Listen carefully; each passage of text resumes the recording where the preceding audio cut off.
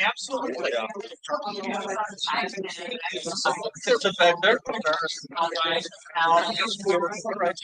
Just because I had that knee surgery and if I have to sit for it, and I think this could be a big push. But if I have to sit for any length of time on a chair, thank you.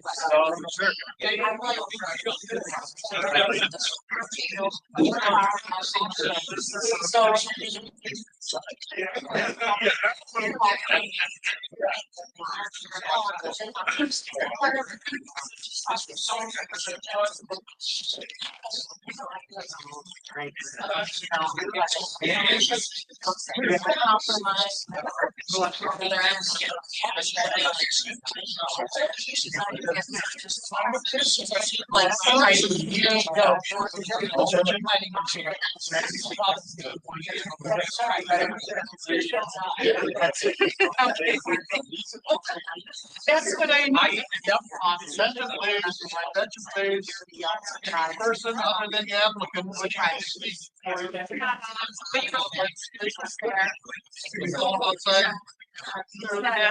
And here.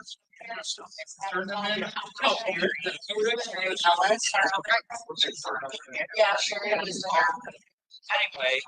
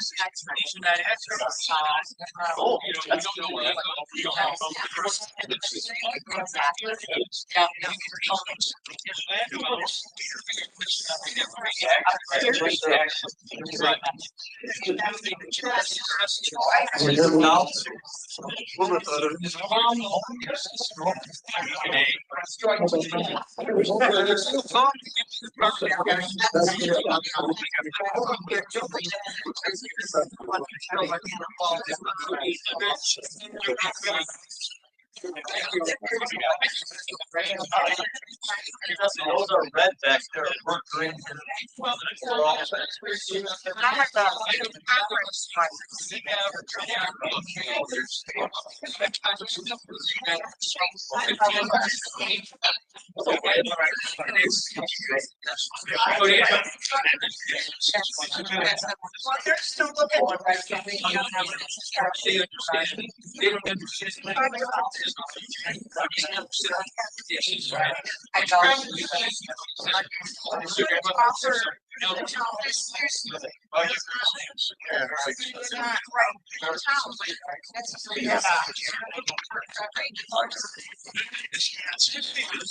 Right there on top. Right here. Thank you.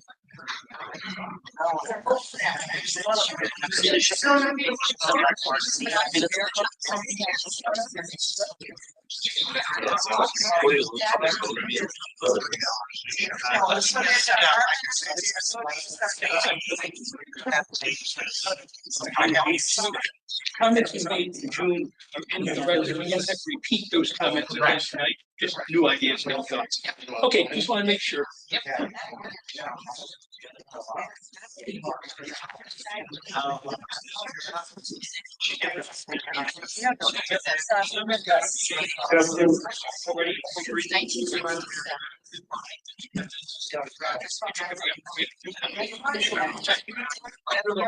Yes, they want to.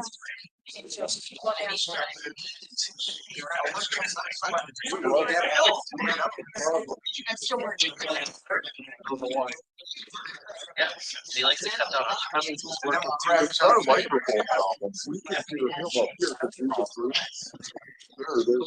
He gets back.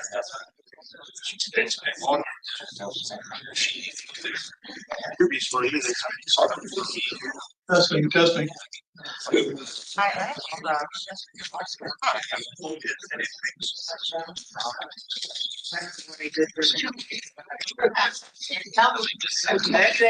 So, get to be interested. This custodial fall schedules.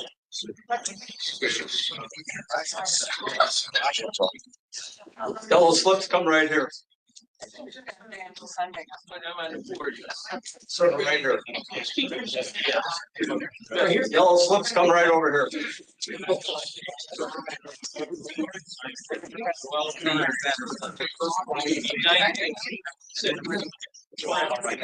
Giant systems.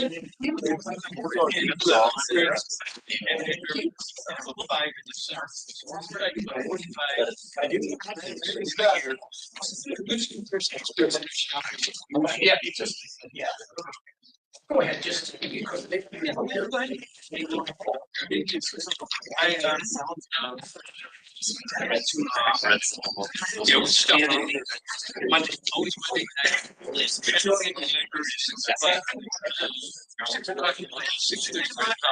So like last trip.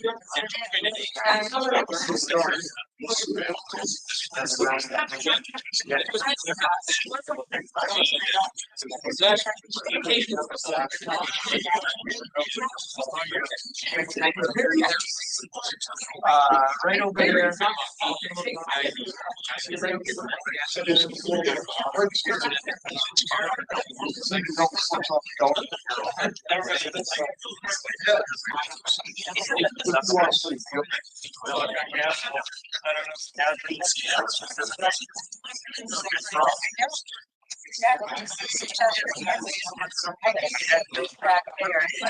Right here.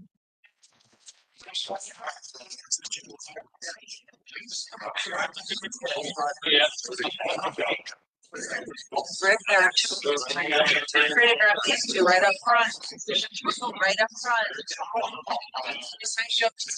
Oh, yeah. I think that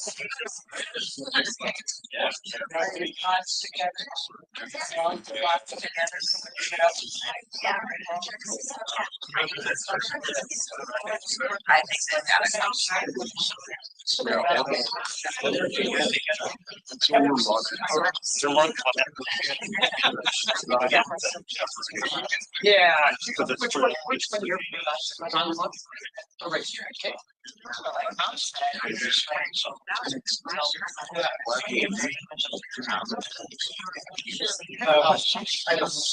I'm not going to follow the road back.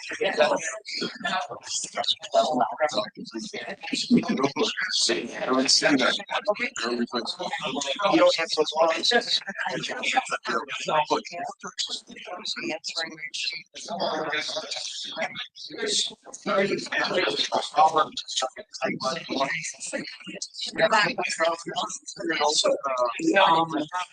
I would suggest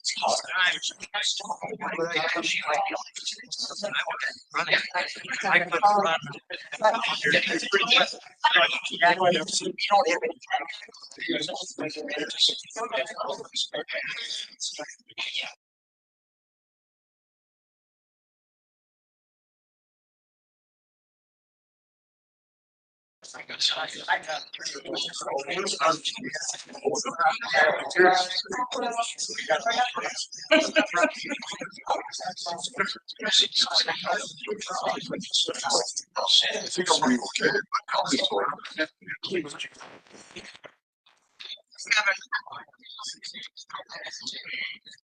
I guess.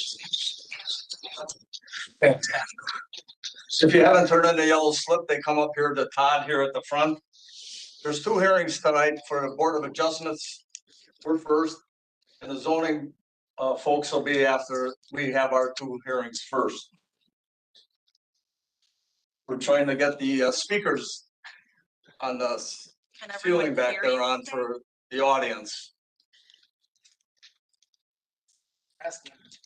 Can you guys hear him all right in the back? Can you hear me back there at all?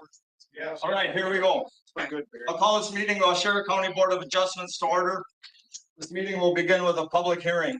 Anyone other than the applicant or the representative wishing to speak must register and submit the registration slip to the zoning administrator at this time. Following the public hearing, the board will conduct its monthly business meeting, at which time we will vote on the applications. You may stay for the meeting and hear how the applications are decided, or you may leave following the hearing. The applicant and town board will be sent a copy of tonight's decision.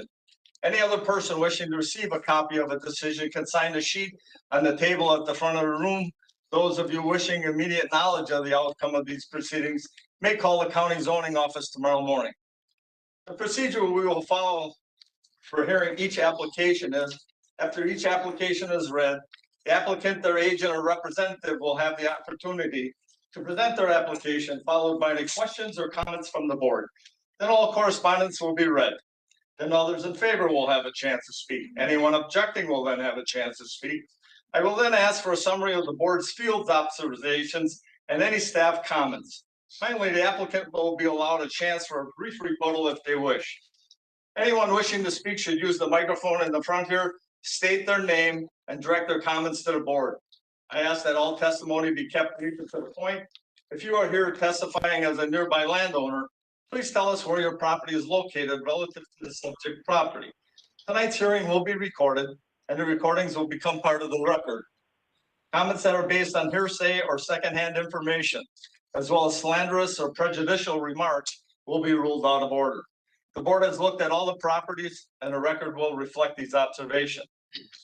Any person affected by an administrative decision of this board has 30 days from the filing of tonight's decision to make an appeal. Such appeals shall be heard by the Waushara County Circuit Court. Information is available from the Clerk of Court's office and qualified legal counsel.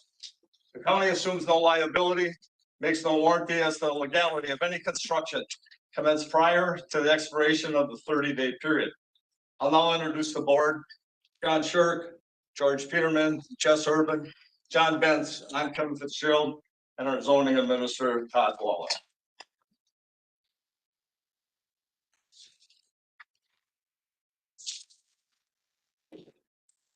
Our first variance tonight, Jennings Holding LLC, Greg Jennings, Oshkosh, Wisconsin, has made an application for a variance in accordance with sections 58-452 and 58-828B of the Waushara County zoning code to place a driveway approximately 320 feet from an existing driveway, 500 feet required, on a Class A state highway, Highway 49, in an AG zone. Location, approximately 15-acre parcel that is part of the west one half of the northeast one quarter, part of Lot 1 CSM 2780, Section 17 T18N R13E, Town of Aurora, State Road Highway 49. Is Mr. Jennings or an applicant present tonight?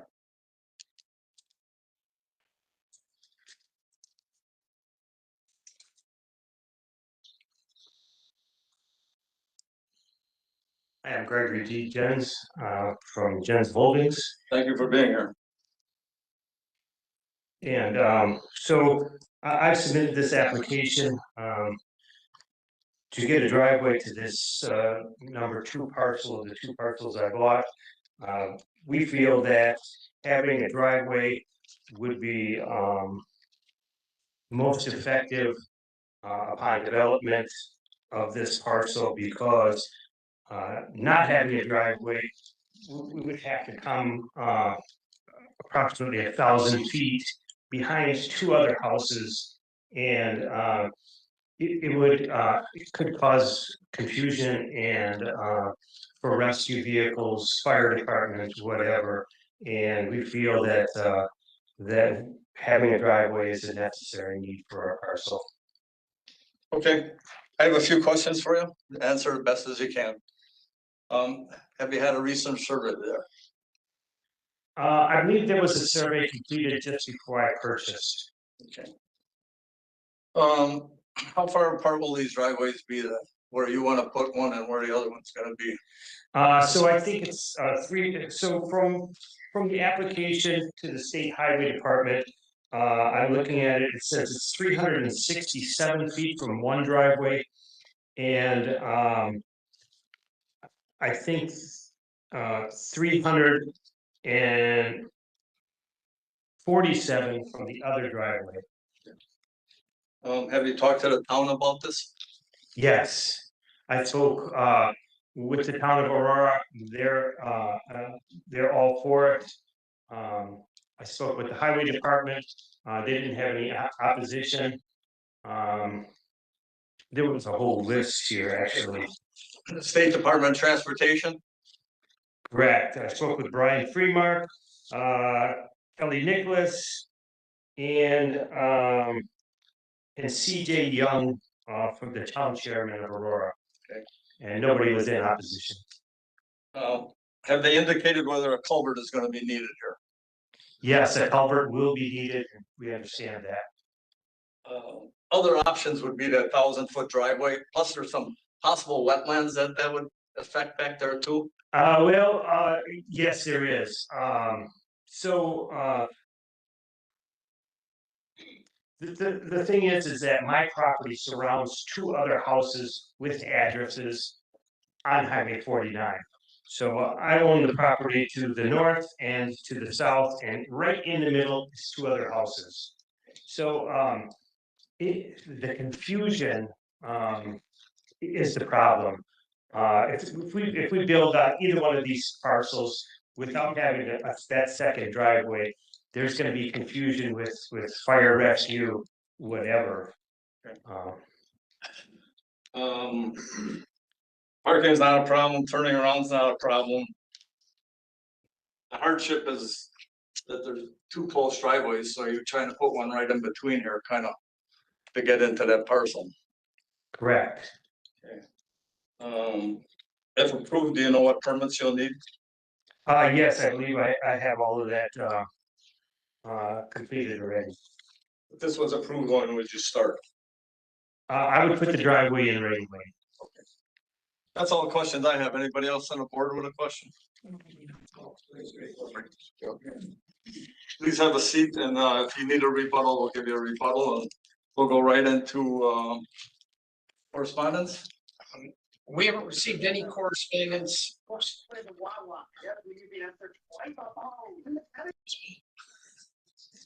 So, the county has not received any written or verbal, any written correspondence from the town nor the state. I would like to point out, I did have a conversation with Kelly Nicholas. Kelly is the transportation engineer for the Department of Transportation, who, by the way, is the permitting authority. Said that they've looked at their engineering plans and they have no objections to this variance being requested. Okay. Anyone registered to speak? We have nobody registered to speak. Objections? No, none. Staff comments? Okay, everyone should have a final copy of staff report before you. As stated, the applicant, Greg Jennings, who is the owner representative of the property, is requesting a variance to place a driveway approximately 320 feet. We can adjust that based upon the permit. From an existing driveway when 500-foot spacing is required on a Class A state highway, which is Highway 49, in an AG, General Agricultural Zone in the town of Aurora. If you recall that the home that we actually parked in, that was actually a lot that was created back in 1993 through CSM 2780. Should be pointed out that that home, as well as the home immediately to the north, both received variances in 1993 and 1994 respectively, to receive their variances, and that because they also could not maintain at that time it was a 600-foot spacing. The applicant's now proposing just a single drive to his field, which will be situated, as I stated, about 320 feet to the south and east, and of the existing Hanson residence. Board visited the property on Monday, August 19th, 2024 as part of their regularly scheduled pre-hearing on-sites and were generally supportive of the variance request. Board recognized a couple of other drives in the immediate area that did not meet the current 500-foot spacing requirements, and that strict interpretation or application of the spacing requirements would result in a very long circuitous drive that could impact existing wetlands. The board also cited the fact that the applicant and staff has had conversations with the Department of Transportation and that the state, whom are the permitting authority, did not oppose the variance request. Staff has reviewed this request, does not believe that the variance should pose a detrimental impact upon the immediate area or adjacent properties. While the board will be making a recommendation on this request later in the evening, staff is recommending approval, subject to the conditions listed in your report. Thank you, Todd. Any board members have questions of Todd? Hearing none. Mr. Jennings, do you need a rebuttal? Are we good? Thank you very much. Thank you. We'll go to our second hearing. Josh and Elizabeth Summers, Green Bay, Wisconsin, have made an application for a variance in accordance with section 58-542 sub C sub 2 of Westchester County zoning code to construct a 26-foot by 52-foot 3-bedroom single-family home dwelling with a 12-foot by 13-foot attached 3-seasons room and a 9-foot by 14-foot attached deck to come within 11 feet of both side lot lines, 15 feet required in an RS residential single-family zone. Location, a parcel of land known as Lot 19 of Pearl Lake Plat, Section 30, T19N, R12E, Town of Leon. Fire number N 3047, County Road EE, Pearl Lake. Anyone from the Summers family here, please.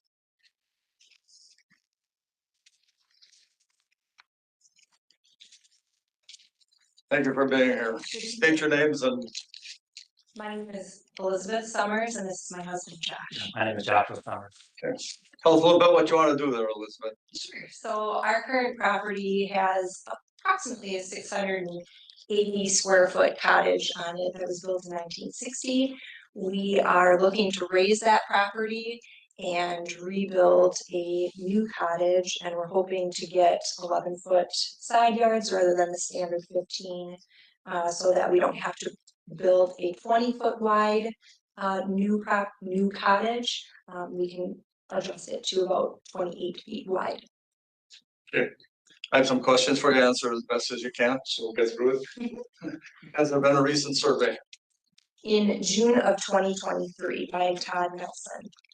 You know where the lot lines are then and the corner markers? Mhm. Have you talked to the neighbors in town about this? Yes, What type of foundation you're gonna have? poured concrete. Any existing? Gonna be high above the existing grade or kind of where it's at, or how you gonna do that? As in how you mean bring it more Yeah, elevated? You're gonna have a walkout in the basement, correct? Correct. And existing grade above It would with be, fill? it would be slightly above. Okay. Mhm. What will the finished height of the building be? It definitely won't be any higher than 35 feet. Less than 35 feet? Mhm. Steep slope there, how are we gonna deal with erosion during construction and we're gonna keep good vegetation there? Yes, we're going to keep vegetation there. We talked a little bit about water mitigation plans. I don't think we have anything formal in regard to that, but yes, current vegetation is going to. Actually, the contractor knows what the requirements are for the silt fence and everything. Sure. Mhm.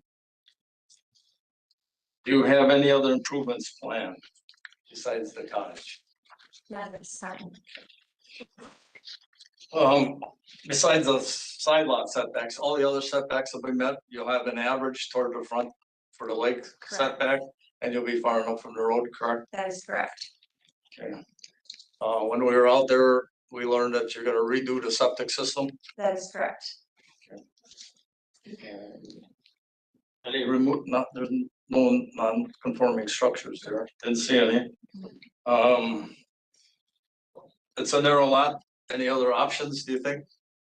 Do you have any other options besides what you wanna do here?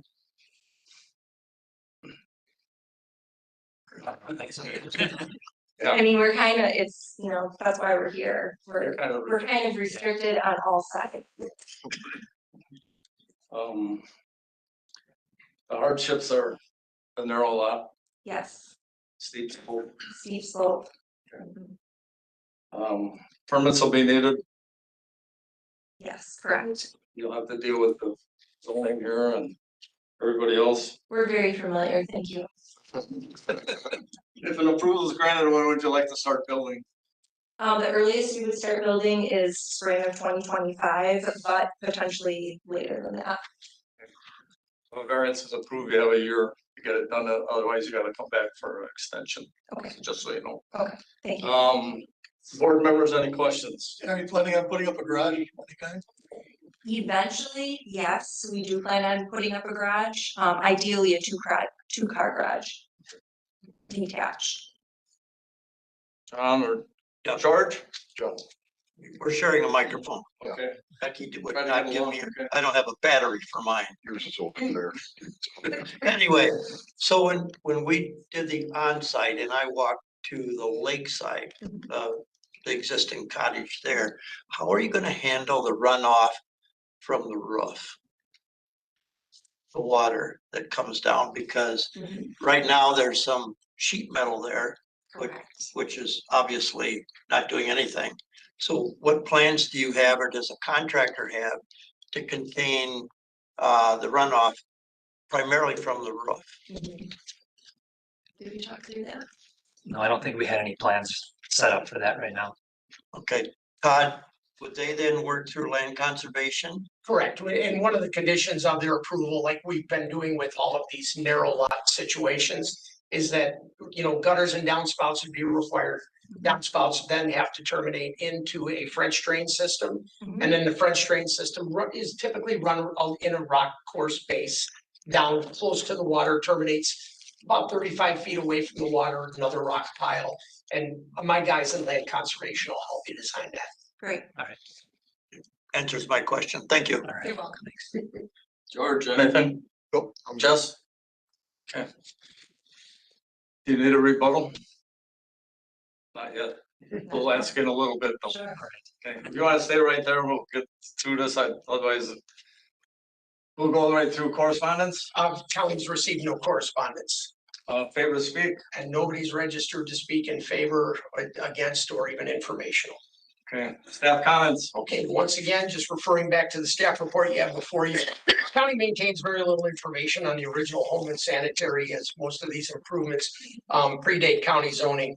I personally, as well as Rick Earl, have been working with the Summers here for about the last 2 years, looking at a number of different options. I know originally we talked about a possible addition onto the side of the house. However, it'd be very limited in size, given the proximity of the existing sanitary system. Also, given the fact that it's a non-conforming structure, they would have been limited to like 25% expansion. As we saw from out there on the site, the house is pretty much in disrepair. I think you guys have been living in that condition for the last couple of years. So applicants are now proposing to raise that house, essentially locate a house on the property. They're looking at matching the limits of variances that have been previously granted for narrow lots such as this. And it should be pointed out that the impervious surface area is just at about 15%, exactly what the code would require. The board visited the property on Monday, August 19th as part of their regularly scheduled on-sites and were generally supportive of the variance request. The board cited the fact that the overall size of the proposed structure had been reduced to be more compatible with the overall size of the subject lot. They also felt the request was in line with previously approved variances on similarly sized lots. The board's only concern was that with regard to future stormwater management, and I think we can address that through conditions in the report. They just want to make sure that the new condition takes that into consideration.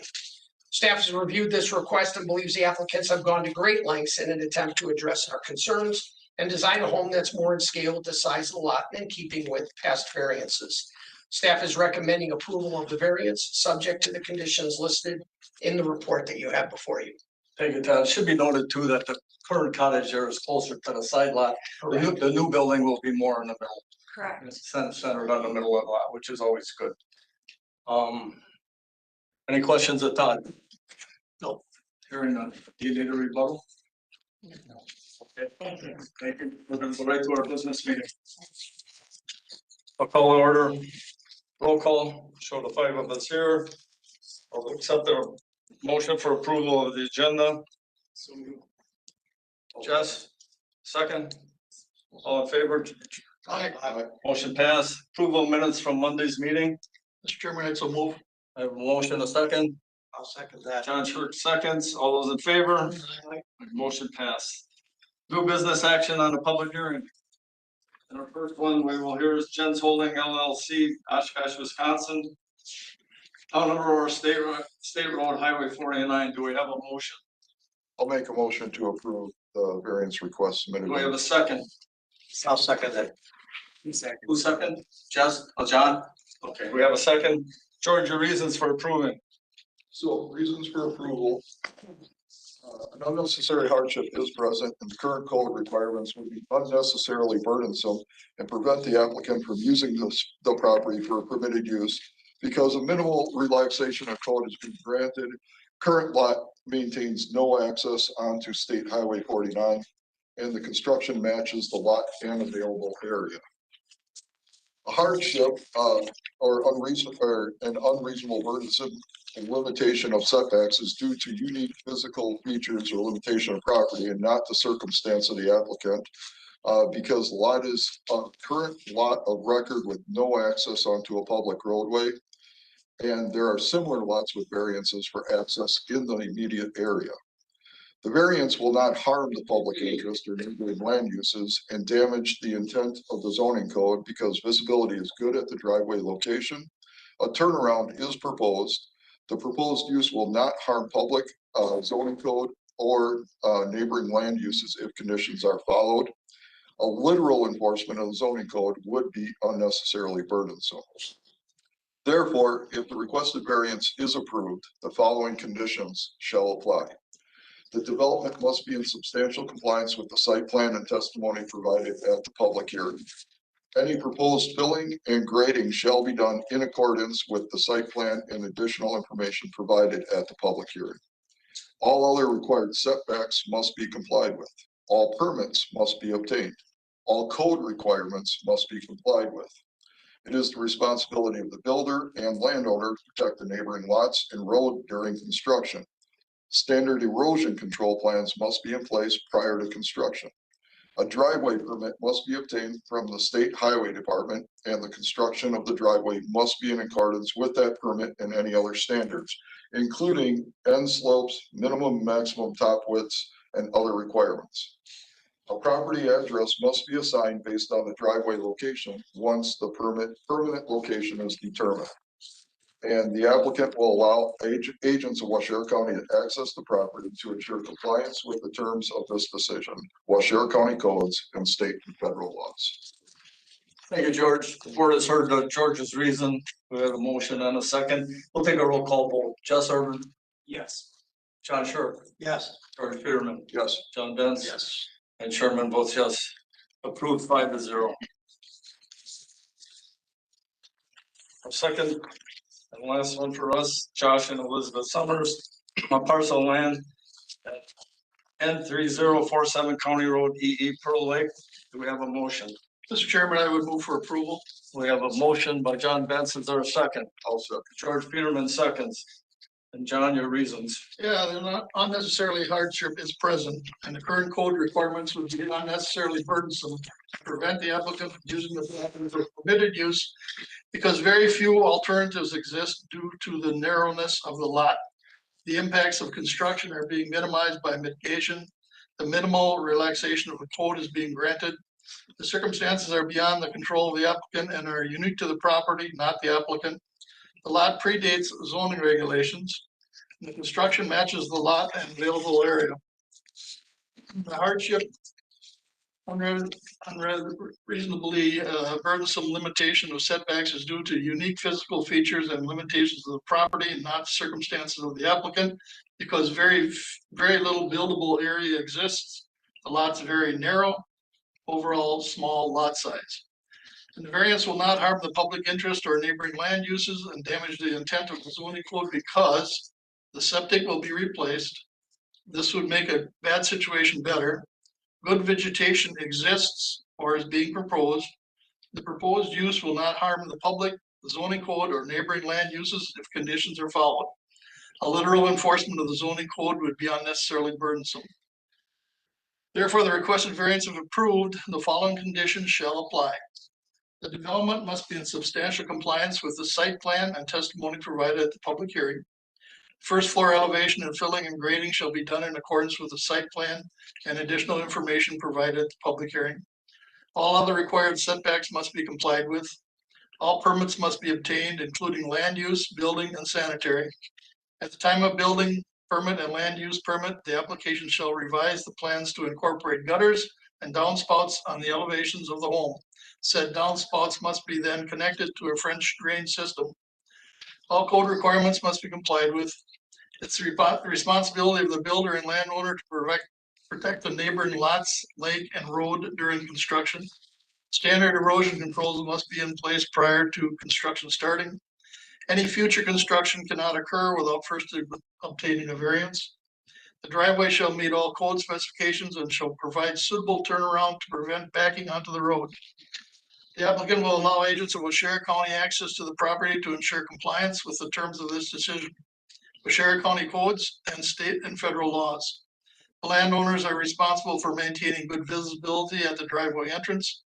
And the driveway must meet the spacing and construction standards of the county and any other local or state requirements. The landowner is responsible for determining lot lines and required setbacks. The building shall not exceed a maximum height of 35 feet. Thank you, John. We've heard John's reasons for his motion and we have the second. We'll take a roll call vote. John Fair. Yes. George Peterman. Yes. Jess Urban. Yes.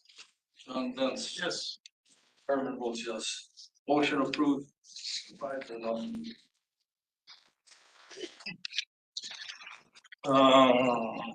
Any map interpretations for tonight? We have nothing. Public hearing next month? We We have do, one. we do. Stanton has resubmitted his documents and it'll be before you guys. All right, we'll be here in September. And anything else from anybody on the board? Any questions, comments? I will accept the motion to adjourn. Motion to adjourn, Mr. Chairman. George Peterman, second. All those in favor? Aye. Thank you, gentlemen. See you in September. Thank you, Becky.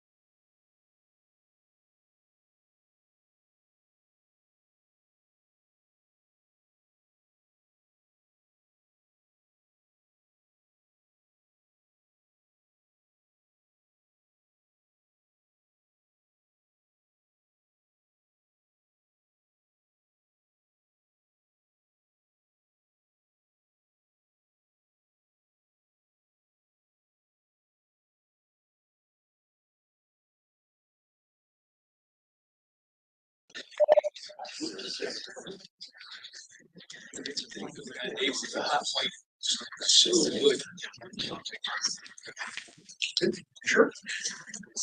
All right, I will call this meeting of the Waushara County Planning and Zoning Committee to order. This meeting will be conducted in the same manner as the applications heard by the Board of Adjustments. Please remember to keep your comments brief and relative to the matter at hand. The same time limits will apply to testimony, which is 5 minutes for the applicant outside of any committee questions, and 3 minutes for any other testimony, including any rebuttal by the applicant. Anyone other than the applicant or their representative wishing to speak at this hearing must have registered. Anyone who has not should do so immediately and submit the registration slip to the zoning administrator. The committee has looked at all of the properties and the record will reflect these observations. Following the public hearing, the committee will conduct their monthly business meeting, at which time we will vote on the applications. You may stay and hear how the applications are decided, or you may leave following the public hearing. Any person affected by an administrative decision of this committee has 10 days from the filing of tonight's decision to make an appeal. Such appeals are heard by the Board of Adjustment. Information and applications are available from the zoning office. The county assumes no liability and makes no warranty as to the legality of any construction commenced prior to the expiration of this 10-day period.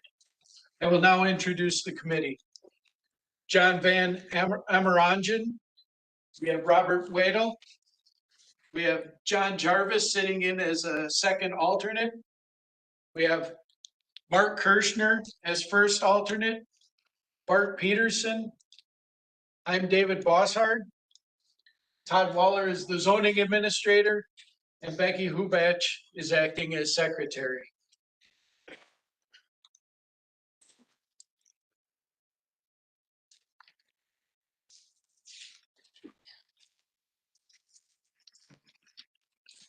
At this point, we will have David Landers of Hancock, Wisconsin, has made an application for a zone change in accordance with sections 58-131 through 58-138, 58-451, and 58-661 of the Waushara County Zoning Code from CG General Commercial to AG General Agricultural to allow construction of a single-family dwelling. Location is an approximate 1.3 acre parcel of land known as Lot 1, Certified Survey Map 2649, Section 23, Town 20 North, Range 08 East, Town of Plainfield, N6090 Fifth Avenue. Is an applicant present? Correct. Thank you. And would you please let us know what you're planning to do on that parcel? Eventually, we would like to put a home on it. Right now, it's zone commercial. I don't have a business. There's no need for a business in that place. I just want to use it for personal garage storage and eventually put a house there so we have it all in one spot. Because right now where we live, I can't really build much of a garage. So we want to have the house and the garage all on the same property, kind of out the country. And you guys went by the property, you've seen how much I cleaned it up from what it used to be. I still get people asking me like, didn't it used to be a junkyard?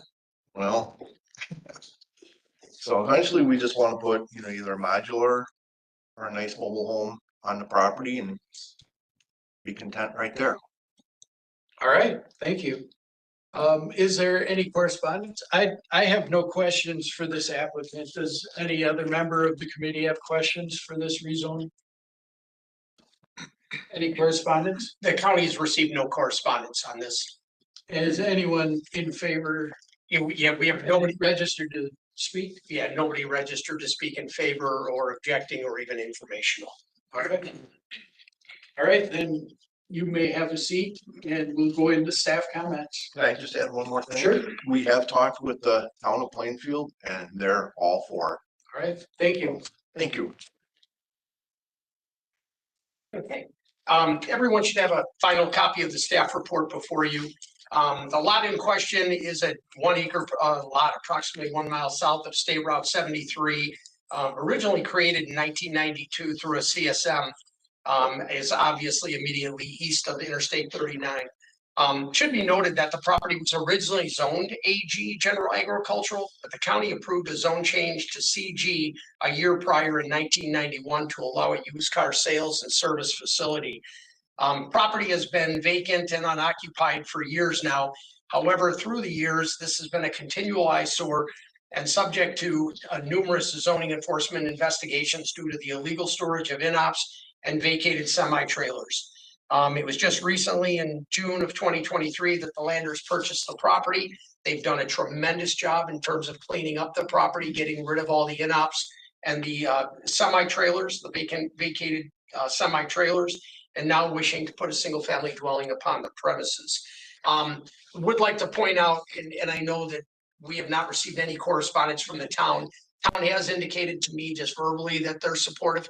As you recall, any rezone, it's a 3-tiered process. Must receive approval through planning and zoning, approval by the county board, and then ultimate resolution and approval by the town.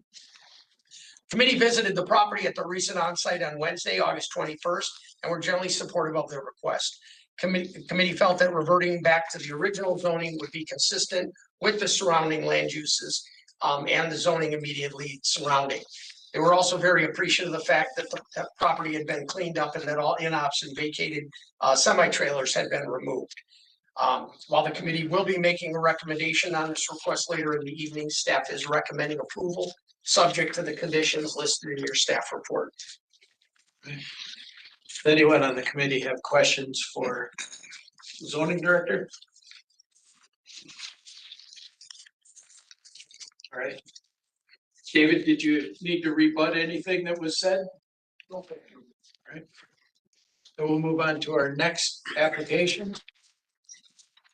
Our next application is a conditional use that was tabled from the June 20th, 2024 public hearing for Project Harmony LLC of Appleton, Wisconsin. They have made an application for a conditional use in accordance with section 58-664, paragraph 7 of the Washera County zoning code to establish a motel hotel with construction of 5 individual buildings units, each consisting of 6 to 8 bedrooms per building unit on a shoreland property in a CG general commercial zone. Location, an approximate 3.6 acre parcel of land known as Lot 1, CSM 6927, subject to easement document number 544312, section 13, town 20 north, range 11 east, town of Springwater, being W5090 South Long Lake Road, Long Lake. Is the applicant present? Mr. Chairman, as I indicated to you earlier, the applicant has chosen not to come to tonight's meeting. They did forward an email to us, basically giving us an ultimatum that they wish at this point in time to go down to no less than 26 bedrooms. If you recall, their original concept was five units, 6 to 8 bedrooms, excuse me, which would be a minimum of 30 bedrooms. The directive that we gave them at the last meeting was to revise the plans to significantly reduce down the density to be more compatible with the surrounding land uses. But once again, I just received that literally about half hour before the meeting, telling us that they're not going to go down, no matter what changes, they're not going to go down below 26 bedrooms. All right, thank you. Do we have any correspondence on this issue? We have no new correspondence. And that, however, I do have a number of people all registered either to speak or to register in opposition. All right. If I could, I'll call Dave Schultz. Well, actually registered only in opposition. I got Carol and Rick Lucius, registered only in opposition. Sorry if I ruined that. John Harvat, registered only in opposition. Judy Trudeau, registered only in opposition. Wendy Vincent, registered only in opposition. Britt Mason, registered only in opposition. Janet O'Connell, registered only in opposition. Carol O'Connell Jensen, registered only in opposition. Mark Flora to speak in opposition. No, sir. You can come on.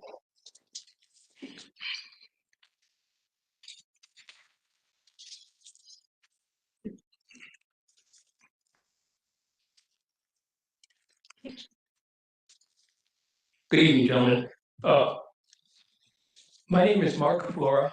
My wife is co-owner of W5052 South Long Lake Road, which is one of the 5 original family cottages on the 3 acres adjacent to the Harmony property to the southeast of things. These 5 cottages date back to the 1950s. Some have been improved, some are close to the original. They're all of 1 to 3 bedrooms. Typically, on our 3 acres, we'll have 15 to 20 overnight guests on a typical weekend. It gets a little higher on the holiday weekends, and it's pretty idyllic character. We all love it there. Our concern is not development on the adjacent property. Our concern is more one of density. When Harmony, or the predecessor Harmony, bought the property, it was sold as 2 building lots, 2 nice size building lots. We'd be very happy to see 2 of their proposed 6 to 8 bedroom units built on those 2 properties. We think basically 5 is too many, and it would ruin the character of the property to potentially affect the value of our adjacent property.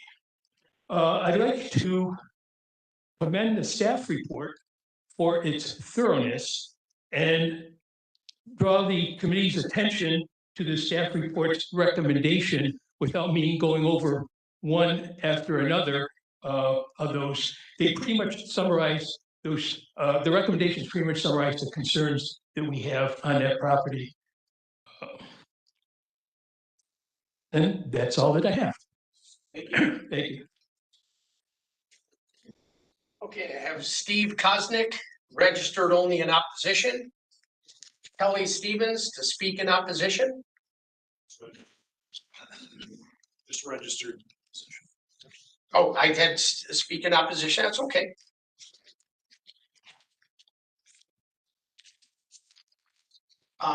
Susan Zeimer, speak in opposition.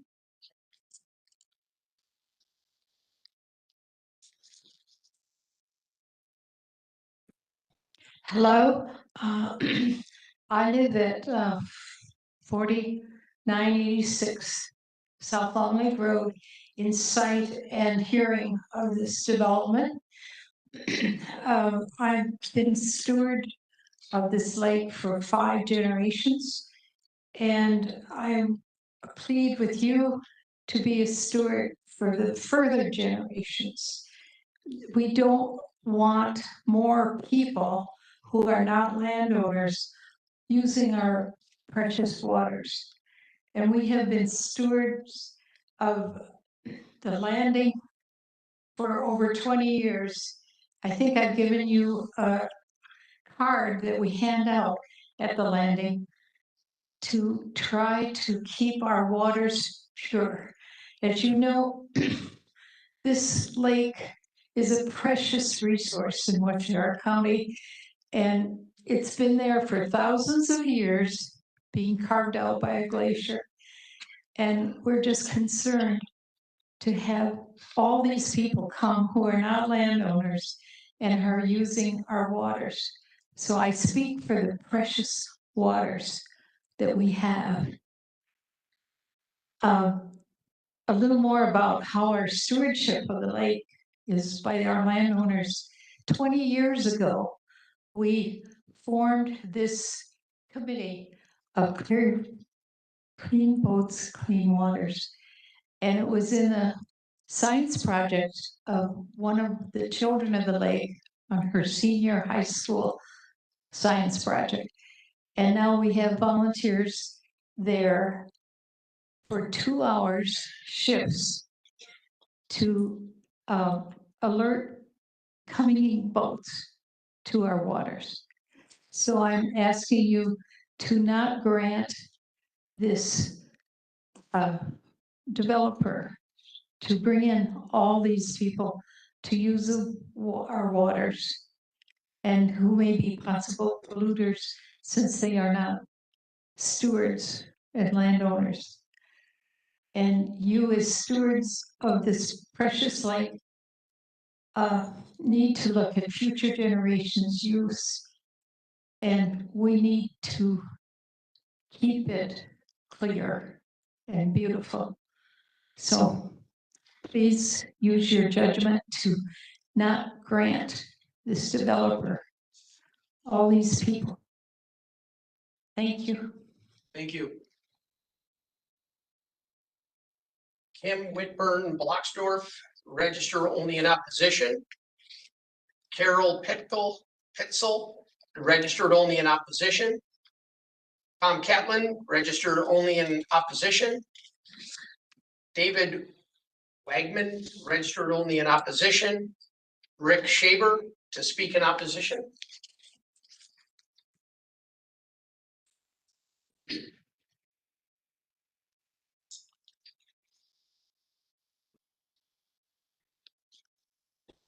Good evening. My name is Rick Shaber. I'm a landowner on Long Lake, W 5003 Wilson Road. I'll be brief. Earlier this year, I was in Pontiac, Michigan. If anyone knows Pontiac, Michigan area, there's a lot of lakes that are what I would call urban lakes. Within subdivisions serviced by water and sewer, you have restaurants, you have apartment buildings, you have multifamily, condominiums, marinas, etc. It fits in an urban area. Long Lake is a small rural lake. The only similarities between that Long Lake and Pontiac is we have water that's also wet, and that's about it. 5-building development, 6 to 8 bedrooms, or whatever it's been reduced to now with this phone submission earlier today. It just does not fit the use of Long Lake. We have land use plans in the towns of Saxville and Springwater, as well as a land use plan by the lake that calls for single-family development around the lake. And obviously, we're in favor of those land use plans. They were not created just recently. These are long-term land use plans that we should be following. The town of Springwater reviewed this proposal earlier this year. I don't remember if it was May or if it was June. And they did not approve this proposal because it was not a fit. This zoning committee tabled the issue for 2 months, allowing the developer to come in with a reduced density proposal. That formal proposal has not come in. I would ask that the zoning committee deny the request by this developer. Thank you. Thank you. Tom Tellefson, registered only in opposition. Scott Stellmacher, to speak in opposition.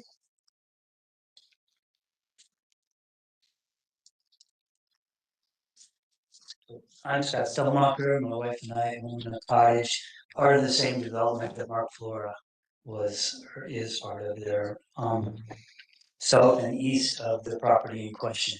Last time I was here, I mentioned that most cars I had seen parked at this facility, its current facility to the north of the property is 12, well, we've set a new record. The new number is now 14. And I have concerns with the development that I saw from last time, in that he had only 4 parking spots planned per unit. And obviously, if we're going to have times in excess of 10 cars at a facility, there will be times when cars will need to park out on the road. W is particularly blind curve in that area, as is South Long Lake Road. There we have a blind hillside right there. So if you're considering this, I strongly urge you to take into consideration that there will be lots of cars there on certain times. Week and a half ago, I witnessed 6 cars. 2 of them were towing boat trailers, so that would be 8 stalls. This is not an uncommon thing. Also fire truck access. Last time, when I saw that design, there was no possibility for a fire truck to pull in and then turn around and leave, or even an ambulance. These are extra big vehicles. They require extra big room to turn in. If something were to pull in, they would have had to back right down that same 12-foot wide driveway. I can't imagine your fire department would be really excited about having something like that there. That's all I got for you. Have a good night. Thank you. Larry Annan, registered only in opposition. Ron Brinkman, registered only in opposition. Mary Jo Kozlowski to speak in opposition. Not for this one. I apologize. Yeah. A couple of them made it in there. I apologize. Alan Bullock, registered only in opposition. Robin Bullock, registered only in opposition, and then Gene Brinkman, registered only in opposition. That's all I have. All right. Staff comments? So I'm going to keep my presentation rather brief. I have had a couple of meetings with Corey Zybong, who is the acting representative for the owner. The last meeting that we had, it was last week, Friday afternoon. No new plans were presented. There was a cryptic email that he had sent to me with a couple of different options that came in literally 2 days prior, well beyond the deadlines that we had established. It was quite clear that they wish at this point in time to proceed with a development proposal that's either exactly what was submitted or something very comparable. And based upon the most recent email that we had received, which Dave has a copy of, the ultimatum that it's 26 or nothing, we're very concerned that, you know, the development proposal has not been revised as recommended at the last meeting. And with that, you know, while the committee will be making a recommendation on this request later in the evening, staff is recommending denial of the conditional reuse request as proposed to establish a motel hotel with construction of 5 individual building units, each consisting of 6 to 8 bedrooms per building or unit on a shoreline property in a CG general commercial zone in the town of Springwater, subject to the conditions listed in your report.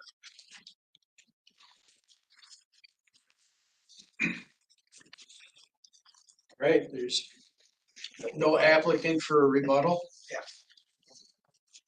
Then we will move on to our next hearing. Next hearing is Ronald Lund of Wild Rose, Wisconsin, has made an application for a conditional use in accordance with section 58-454-24 of the Waushara County zoning code to create a dirt racetrack for 3 to 4 special events each year in the AG General Agricultural Zone. Location, an approximate 36-acre parcel of land that is known as the northwest quarter of the northwest quarter east of 26th Road, less CSM 4269, and part of the southwest of the southwest, section 20, lot 3, CSM 4279, subject to easement, volume 547, page 758, section 29, township 20 north, range 12 east, town of Saxville, 26th Road. Hey, Mr. Chairman. Yes, I do know the applicant, so I'm going to recuse myself from this matter. all right, thank you. Is the applicant present? Yes, I am. All right, and would you please let us know what you're planning to do with this project? The purpose of the conditional use permit I applied for is to put on 3 to 4 race events each year. Spring, summer, fall, possibly a winter race depending on snowfall amounts. These events are going to consist of racing cars on a dirt track on my land. Restrictions on the cars are set to 4 and 6 cylinder front wheel drive cars with stock engines, stock appearances. These are not modified race cars by any means with big engines, as it's designed to be a cheap way for new racers to get into the sport, along with entertaining the community. I have a group of family and friends that help out with everything from safety, track maintenance, parking cars. Both of my neighbors to the north and south of my property are included in that group and also take place in the racing as well. We have a tractor, multiple tractors, multiple skid steers. The tractor that we use pulls around a 1,500 gallon water tank that we use to water the track to help keep the dust down. Races are held during the hours of 10 a.m. and usually are well done by 5 p.m. to respect quiet hours in the community. We have porta potties brought in to address bathroom concerns for both racers and spectators. We have dedicated people standing at the driveway to pull people in and park them efficiently in my hayfield to minimize the traffic on the roadway. These events are nonprofit events. We have raised money for the Saxville Springwater Fire Department, along with the Manawa Sports Booster Club. They sold concessions at the last event and raised $2,000 for the Booster Club, and that went right to the Pop Warner football team, I heard. I also have talked with the Saxville Springwater Fire Department, and they are on board with having a fire truck and multiple EMR personnel on site during the next event for added safety. I have a few questions for you. Have you talked to the town regarding this project? Yes, I have, and they have given me the blessing. All right, thank you. And have you talked to your neighbors regarding this? The neighbors that I have reached out to, the neighbor to the north is my brother. He is on board, and my neighbor to the south is Ray Appleby, and he's present tonight, and he's on board with it as well. All right, thank you. Do you know where your property lines are? Not interfering with going over any property lines or neighbors' properties? Yep, not crossing any of my property lines. All right. Do any of the other committee members have questions for the applicant? Hearing none. All right, you can have a seat for right now. Okay. We'll get back to you. Any correspondence? Okay, I do have a letter here from the town of Saxville, the clerk treasurer. It says, "Hey Todd, I was directed by the board during our monthly board meeting last night to send you a note. Ron Lund attended our monthly meeting last night. There was a question and answer period. After discussion, the board voted unanimously to give their blessings to Ron for the conditional use permit he is seeking from zoning during your August 22nd meeting. Please let me know if you have any questions. Have a super rest of your weekend. Teresa Jablowski." All right.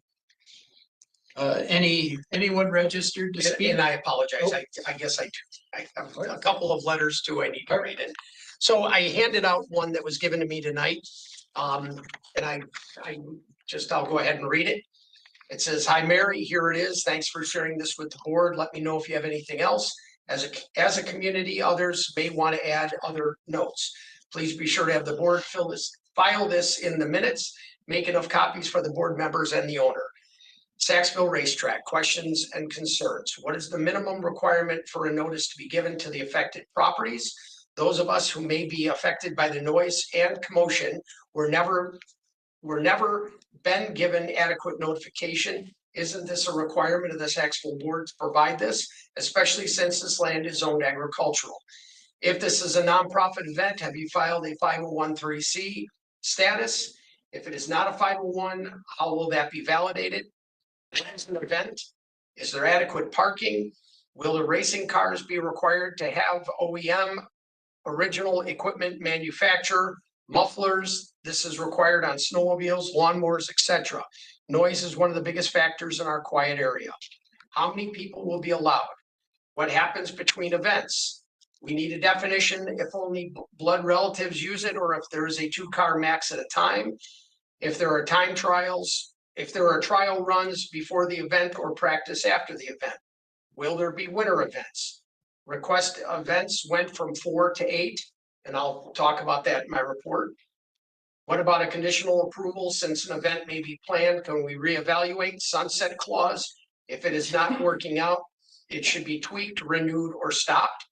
A variance order stays with the property, not the current owners. So if it is sold, a new owner, either he or she, have other ideas, what may it become? So all agreements with this need to be written and agreed.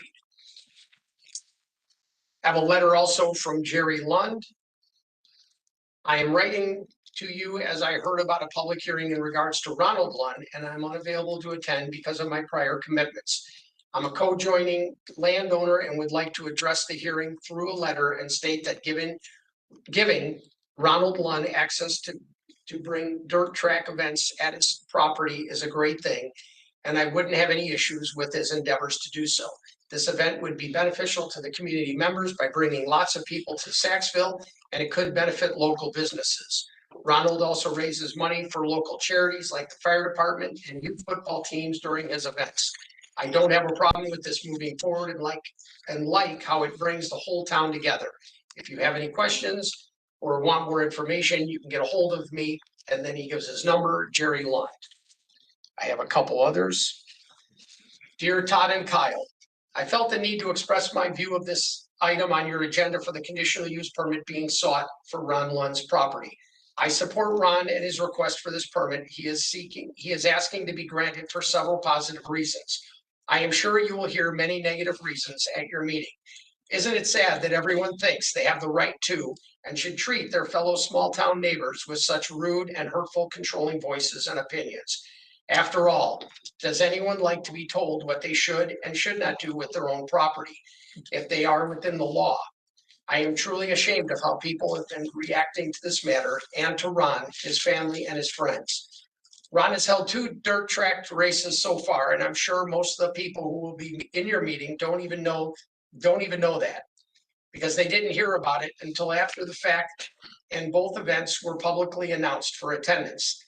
These events didn't bother anyone around the area with problems such as no parking problems, no laws broken, no fights, no law enforcement needed. These events were both held on a weekend in the middle of the day for the simple purposes of bringing a bunch of people together or just to have fun on private property. And while doing so, monies were actually raised and donated to our communities to support worthwhile organizations. I'm sure none of the complainers want to hear those facts. This is not an event Ron has profited from, but he has spent a ton of time and monies to get it going and have his family and friends. Ron is a valued friend and a valued member of our volunteer fire department here in Saxville. He has always gone to the extreme for all safety measures for everyone at each of these events. These events are well organized and are well attended, have no complaints about anything. He and his family and group of hardworking friends check all the boxes for a safe and fun family time. And again, I mentioned on private property.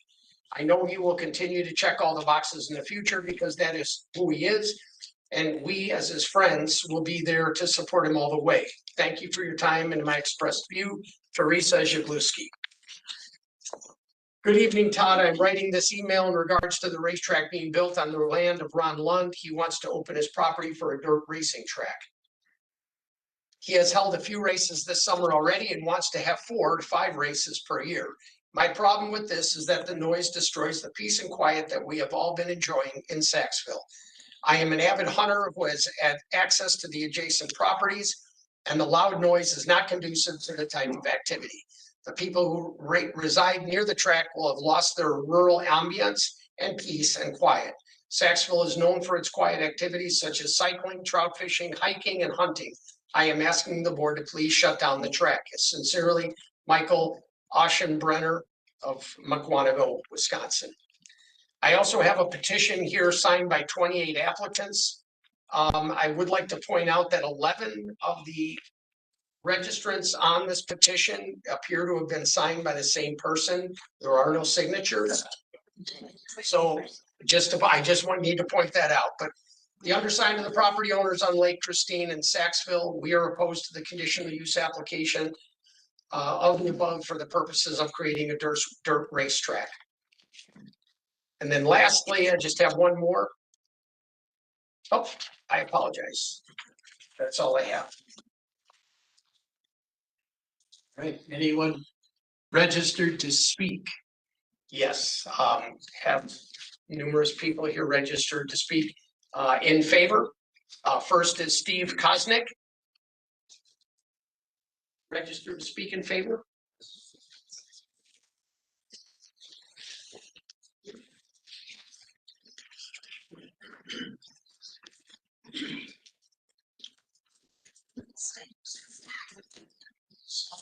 I'm Steve Kosnick and I own the 84 acres right across the street from Ron and his racetrack.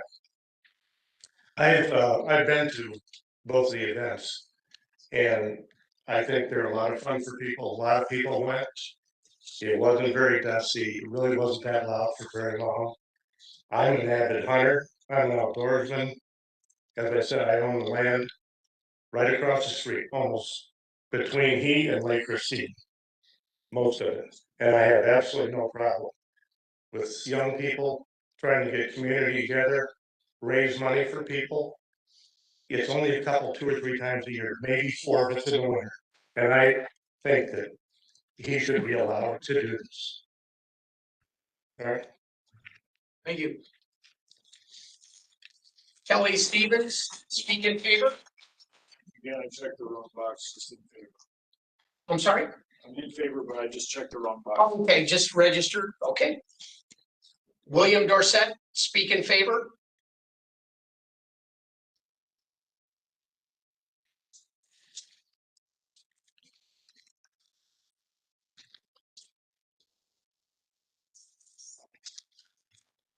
Hello, my name is William Dorset. I have attended the last 2 races and helped out with track on the second race. The Technical 500 is more than just running old cars in a circle. We are keeping grassroots racing alive. Racing was started as a way to get together and create an opportunity for your community to get together and engage with each other. Through this race, we were able to build friendships, engage with each other. This race also helps to provide opportunities for those that want to get into racing. Racing is expensive. This is their only opportunity to get into it. And with the way the economy is and rising prices, it provides cheap, fun, and family-friendly entertainment while supporting local organizations. Thank you. William Dorset, speak in favor. Oh, I apologize. Ray Appleby, speak in favor.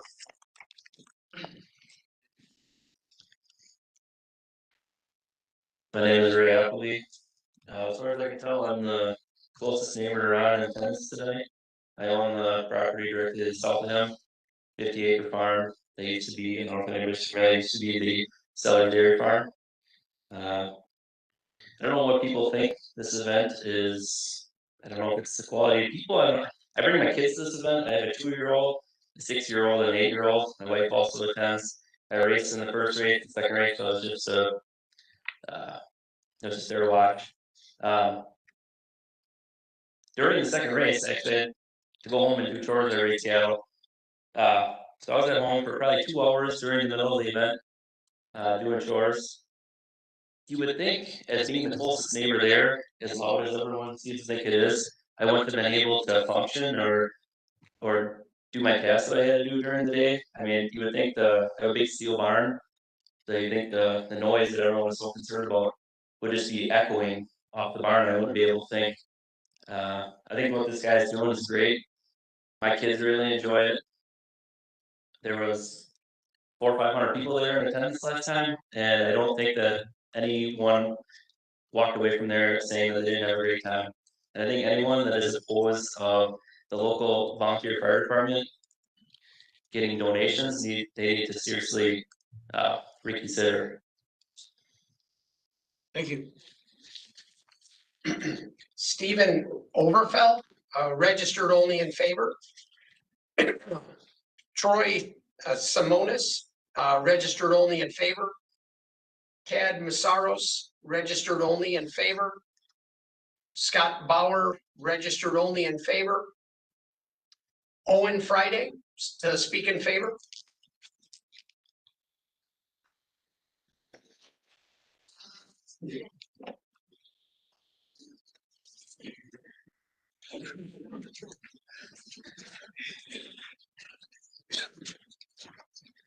Hello, I am Owen Friday. I've attended both of the races, and in my opinion, it is something that brings the entire community together. I'm actually from more toward the Granite Pine River area, and Ron has been a good friend of mine for a couple of years now, and he actually just brings majority of people together because of the love of racing and the love of actually, supporting local businesses and different different things like the fire department and like they said, the local football teams. Um, and it's a very well organized event, very good, well put together, and like a lot of these noise ordinance and everything, it's set between a time that that isn't within that city ordinance. You know what I mean? Where it's weekend and it's 10 till 5 o'clock at night, or in the evening, depending on what you think. It's a time where people come together and have fun and get to watch, and young kids go, older people go, and majority of the people that are there, like what was your answer? Ray. Like Ray said, people go and leave, and they want to come back. They don't think that, oh, this was something that that should never be put on again. Thank you. Thank you.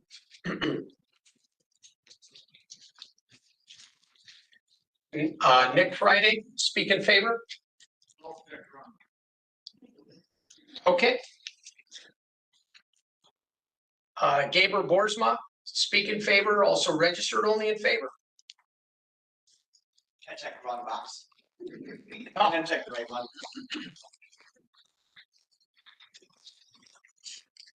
My name is Gabe Boersma, and I attended the last Saxville 500 race, and it was an absolute blast. My kids, I mean, they talk about it, and they're so excited for the next one. I could have a conversation with my wife watching it, talking about this loud over the racing. It really was not loud. My truck I drive, I guarantee it to you, is louder than all 15 of those vehicles combined. I think it's great. I mean, where do you start? Where do you stop? I have a place on Long Lake, and there's more noise on Long Lake some Saturdays than there was there, like of just music and all sorts of stuff. I think it's a great event, and I think what Ron is doing is absolutely awesome. People can take a four-wheeler down the road, and that's going to create just as much noise, more noise than those cars they're racing. So I'm 100% in favor. Thank you. Chris Young, registered only in favor. Michael Friday, registered only in favor. Denise Friday, the Fridays are here, registered only in favor. Robert Miller, registered only in favor. Paul Bruss, to speak in favor.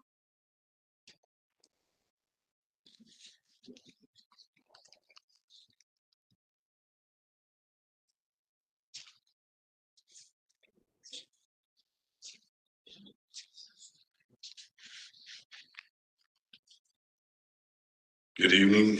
My name is Paul Russ. I live at N5738 County Highway W on Lake Mesquite.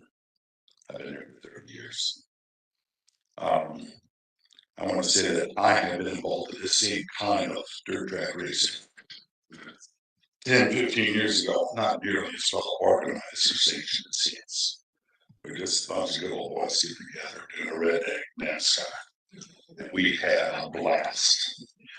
And not so much as a skin knee did we have during this. And in addition to that, we raised upwards of $3,500 for breast cancer awareness. So I think there's a lot of good that can come about this. On the same token, there's a lot of concerns about noise and dust and too much going on in town section. Frankly, since Dollar General came in here, it's the best thing that ever happened in town.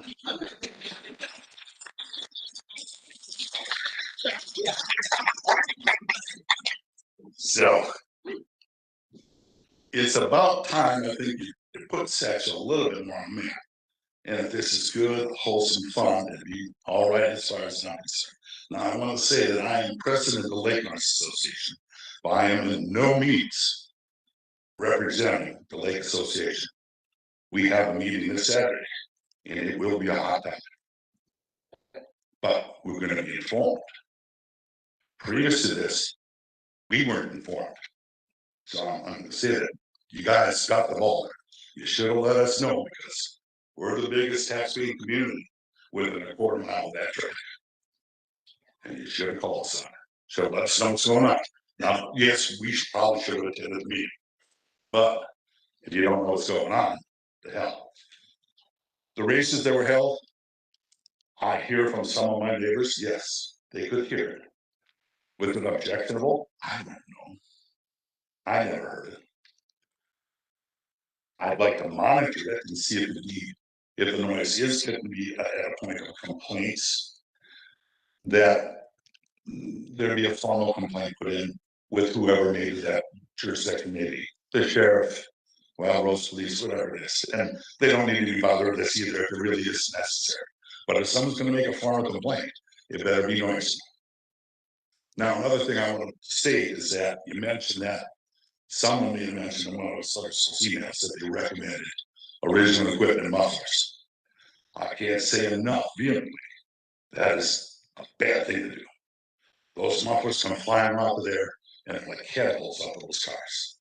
And they had so much heat into them that the risk of fire into the grass and on the vehicle itself is severe.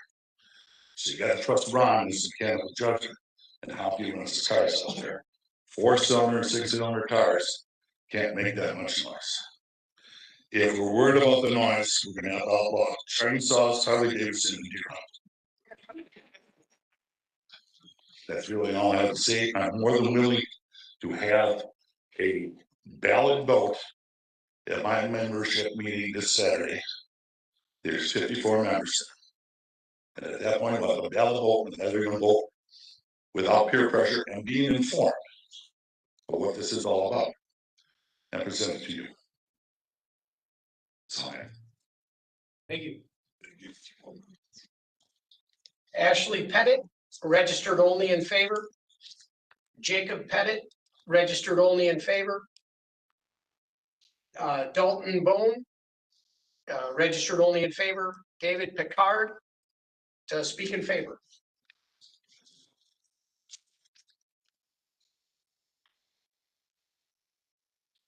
The Picard, Town of Springwater. I just wanted to back the individuals that have been up here saying what they have with being in favor for this race. It is a way to get the community together. It is a way to get individuals involved in the sport with the downsizing of a lot of the other racetracks within the state. Earlier this week, Beaver Dam Raceway sent out a letter saying that they're ceasing their Tuesday operations. And that's just one of the racetracks in the state that are doing that. To have this basically grassroots effort to get the sport built back up safely and involvement with the community, and then how they integrate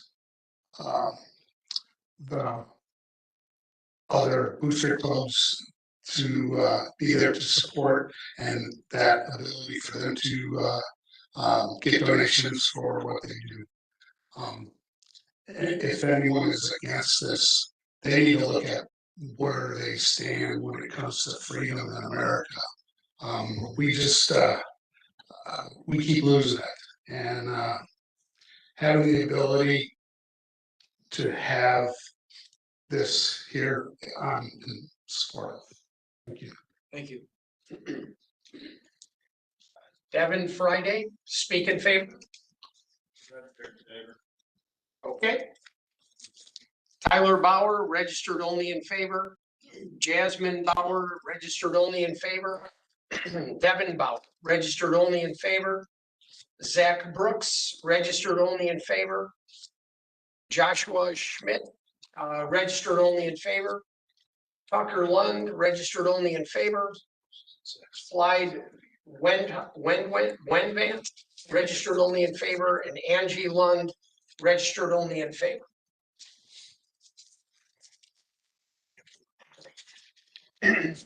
Now I have those that are registered to speak in opposition. First is Mike Kozlowski. To speak in opposition? Mike Kozlowski?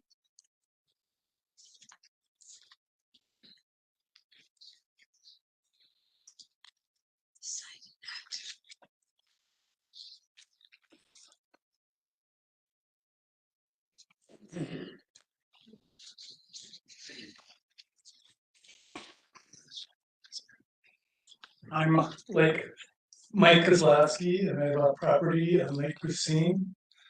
I guess my biggest frustration on this whole thing was the handling of this by the town board of Saxville.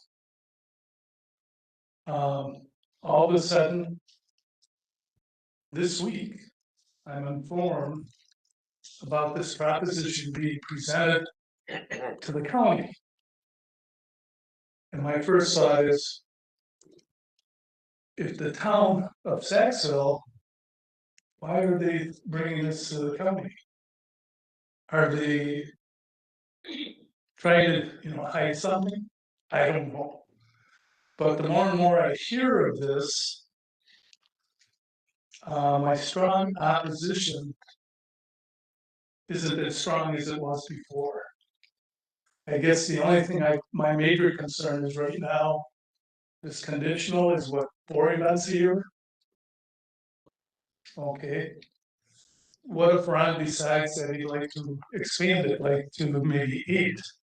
Does he have to come back to the county to get that? Correct. It'd be an amendment, it'd be an amendment to the conditional use, and we would republish and it would have to come back.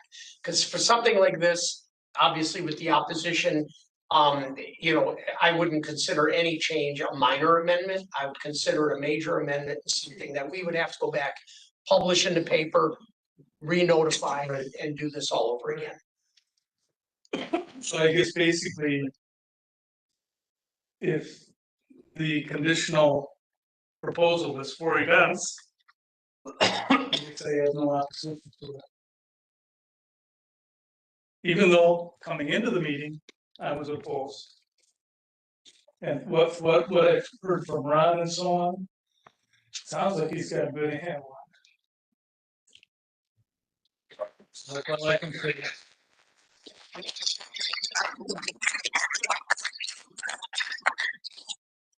Mary Jo Kozlowski to speak in opposition.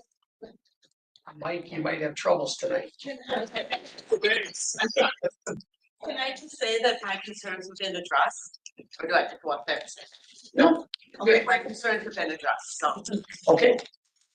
Thank you. Kevin Goslin, registered only in opposition. Thomas Filippi, to speak in opposition. That's me. Okay.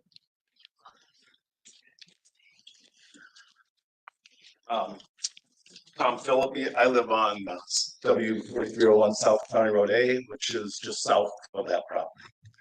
And I'm the opposite of the last guy. I came here on the fence, and I feel insulted by a lot of what people have said.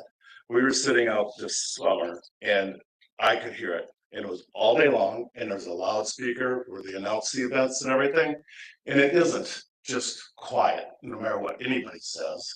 And then to hear Teresa say that about the people coming in opposition, it makes my blood boil that I had heard nothing about this thing until this week.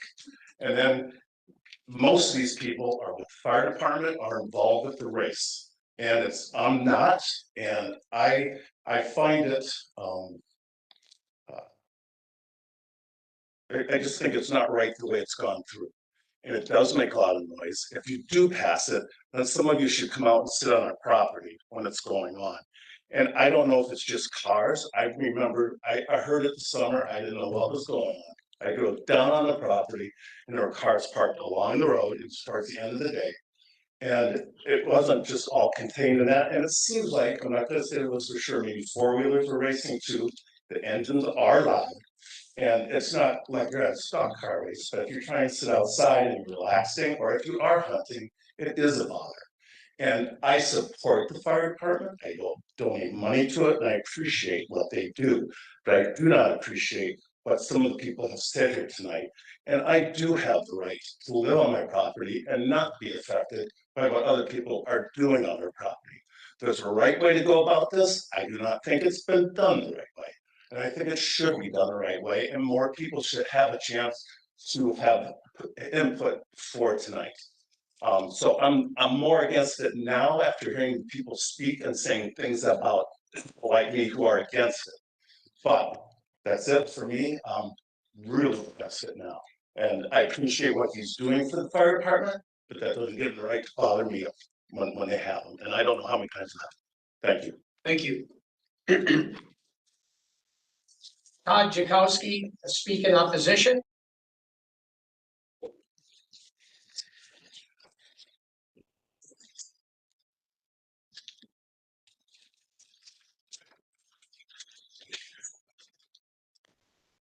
Todd Jakowski in opposition to this.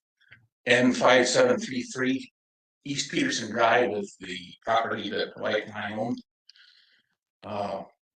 They can tell you that this is quiet. It is. We can hear it. If we're outside, it's annoying. When I heard it, I didn't know what was going on. He says, this is published out there, that everybody knows about this. Why don't I know? I go into Saxville, I go into Wild Rose, I see nothing about it. There's that. Next point. There's a pond on that property, is there not? Were there permits filed for that? To my knowledge, no. The racetrack is built already. To do this the right way, you put in the permits for it, ask permission, then build the track. He's already had 2 races, 2 events there, he says. Okay, we've heard him. If you're doing this right, you get permission before you do. It's not been done right, it needs to be gotten rid of. That's non-compliance. Rip it out. Come back and do it the right way. And I mean it, not just shut it down, rip it out. He says, oh, this is what I'm gonna do.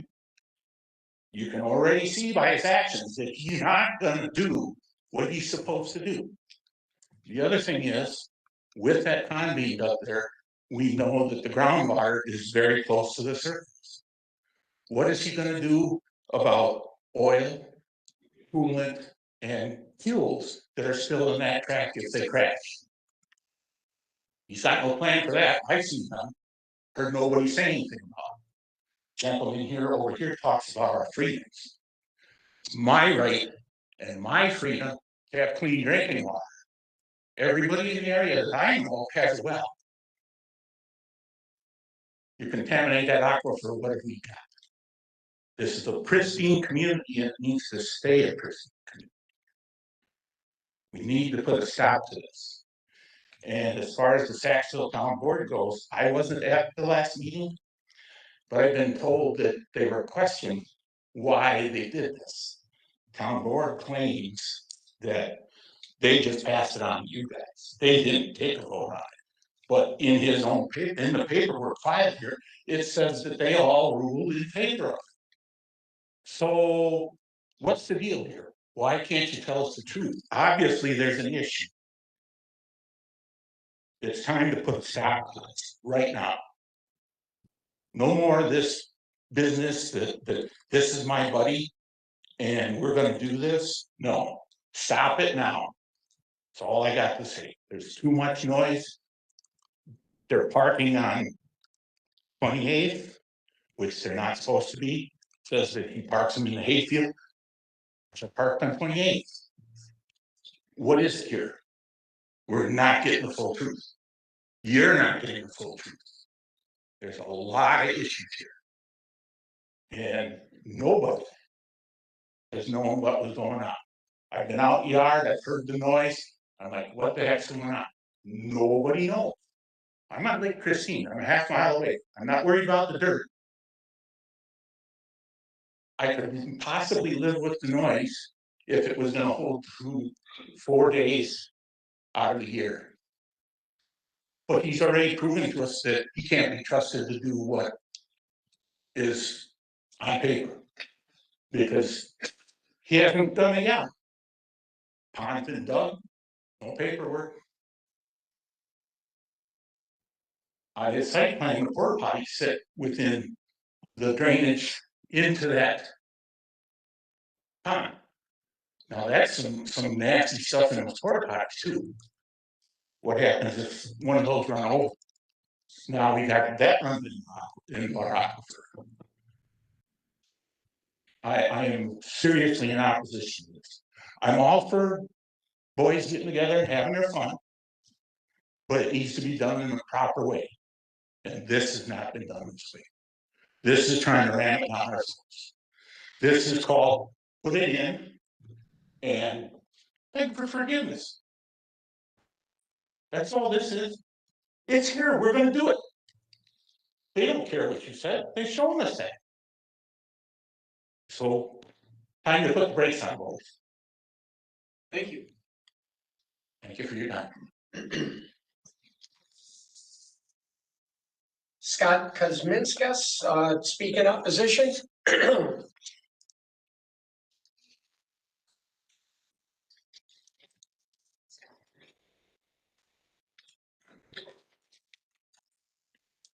Thank you. Sad to be here today on this issue. I'm located at 105566, 105595. We've owned this property for 3 generations. And I'm quite proud of it between deaths and wills and those we were able to retain it. We're just outside by the racetrack is. I was back there, it's very loud. But thanks for the opportunity to address this meeting. Wow, I can't believe we're even considering this racetrack. A racetrack in beautiful Saxville, known as beautiful landscapes, abundant wildlife, pristine. We have a class 1 trout stream right down the road. You know what a class trout stream is? It's self-sustaining. Doesn't need anything. That's something to be proud of. This is going to jeopardize. This committee has brought this issue to you in the past. This has been here. Saxville has done this. May of 2007, Mr. Petterman applied for a conditional use for a racetrack in the middle of nowhere. But it just happened to be, if I recall, I remember Bert Peterson initiated a petition on this against and we got overwhelming signatures. But my wife and I signed it. And the main reason for that opposition, of course, was noise, and it affected hunting. So it was overwhelmingly denied. August 15th, when this issue was posted in the online, I had no idea about it. Nobody knew about it. That's all. Everybody should know. This is noise. Nobody around this area was even notified. I guess maybe legally they did it. But you know what? That's why I moved to Saxville, because it's a small community, small government, and typically we're all transparent about things. So usually if I had an issue like this large, you would expect all these guys, I mean, you're in our community. It was never communicated, any of us. In fact, Tom and Bill Adams, they live right across from the town wall, and they're all the way back. You know the reason why they're all the way back there? They don't want to deal with people. They're both disabled. And I stopped over there just to mention what they were doing. I hate to say, guys, they had tears in their eyes. She said, "You can't let this happen." I said, "Hey, I've been just notified about it. On August 15th, we're going to do the best we can." She was devastated. We were both in tears. So this is why I am very strong of my opposition to this track, because all of you were all responsible for this. And really disappointed with local government.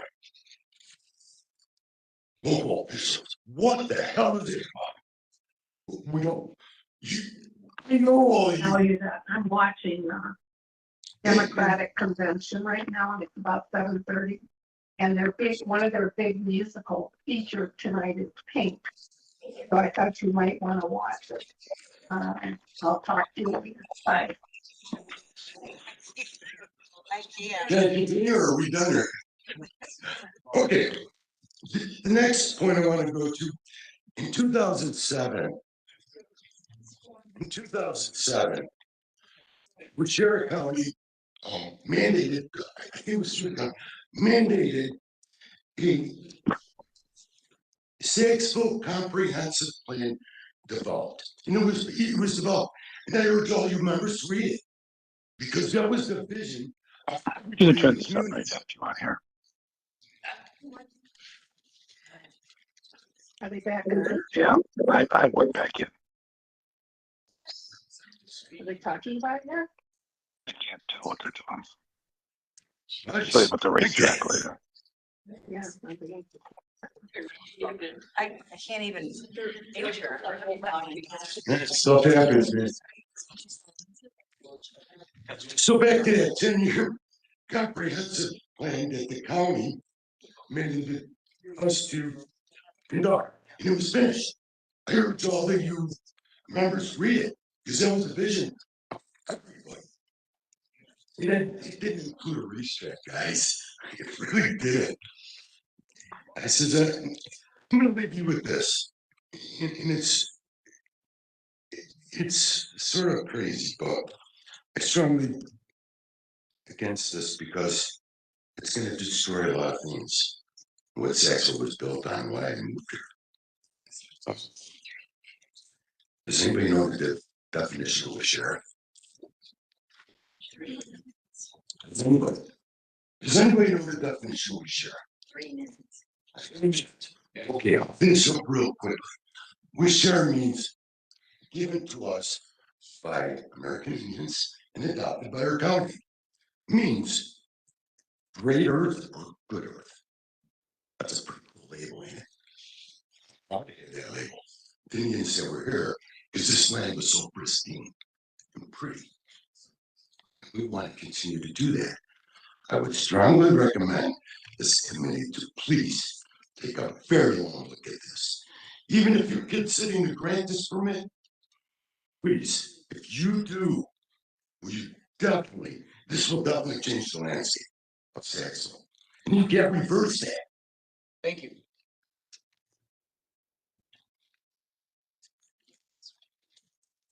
Oh, that's the question. I'm sorry, I'm slow because I'm nervous. But you can't reverse the huge carbon footprint that this track put in it. You can't just take it off. So the question you have to ask yourself, is this track worth all the damage it would do to this town and the people that sign up for the track? Thank you. Thank you. Jennifer Kuzminska, speak in opposition. Good evening, Lori. See you all. Good evening. My name is Jennifer Kuzminskis. I live at N55 County Road AE, Pine River. I live just a block over from where this is going on. If you look at the plat, you can see.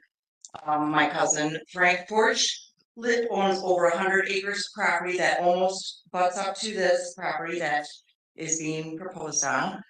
And I want to state that I am against this, but I also am here to represent my cousin Frank because he is a Chicago Fire Department lieutenant and he is unable to make it up here to make his statement.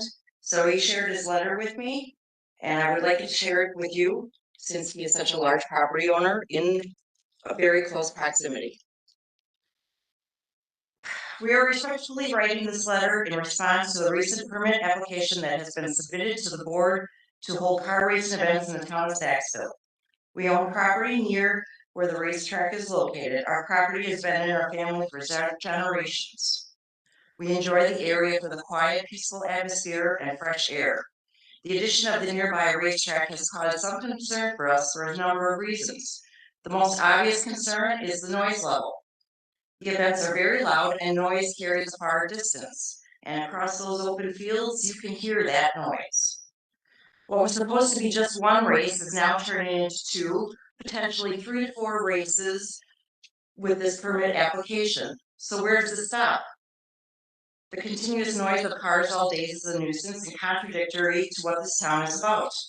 Multiple events will cause an even larger ongoing issue of noise, more cars racing, large crowds, traffic, parking, alcohol, unregulated alcohol.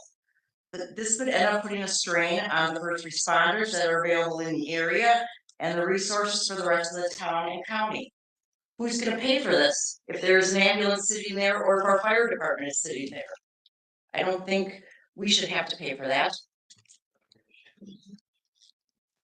Although the event is held on private property, there are several residual negative effects on the rest of the community which should be considered. Some of these effects, aside from noise and other concerns stated previously, are the potential impact on property values, the ability to attract new residents and tourists who come to the area for the quiet, tranquil environment a small rural area offers. While we understand the rights of the property owners to do what they want with their own land, with this type of event, because of the nature of activities, it does impact the surrounding areas of the community and fellow members of this community. For the reasons stated in this letter, we do not support this application. Thank you for your time. Thank you. David Martin, speak in opposition.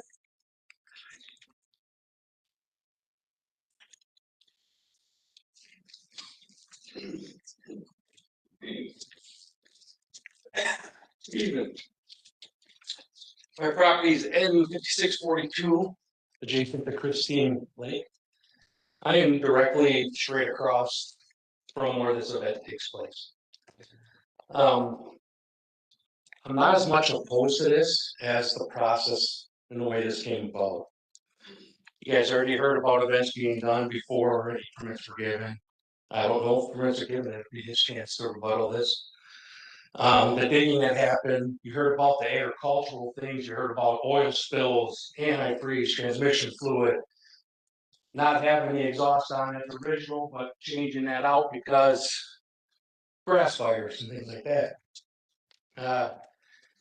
People on Christine Lake, the gentleman back there said Long Lake's louder than this event. A lot of the people on Christine Lake bought land there, lived there because it is a no-wake quiet lake.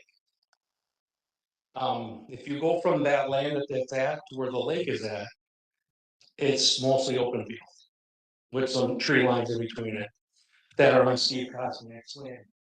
I just cross that.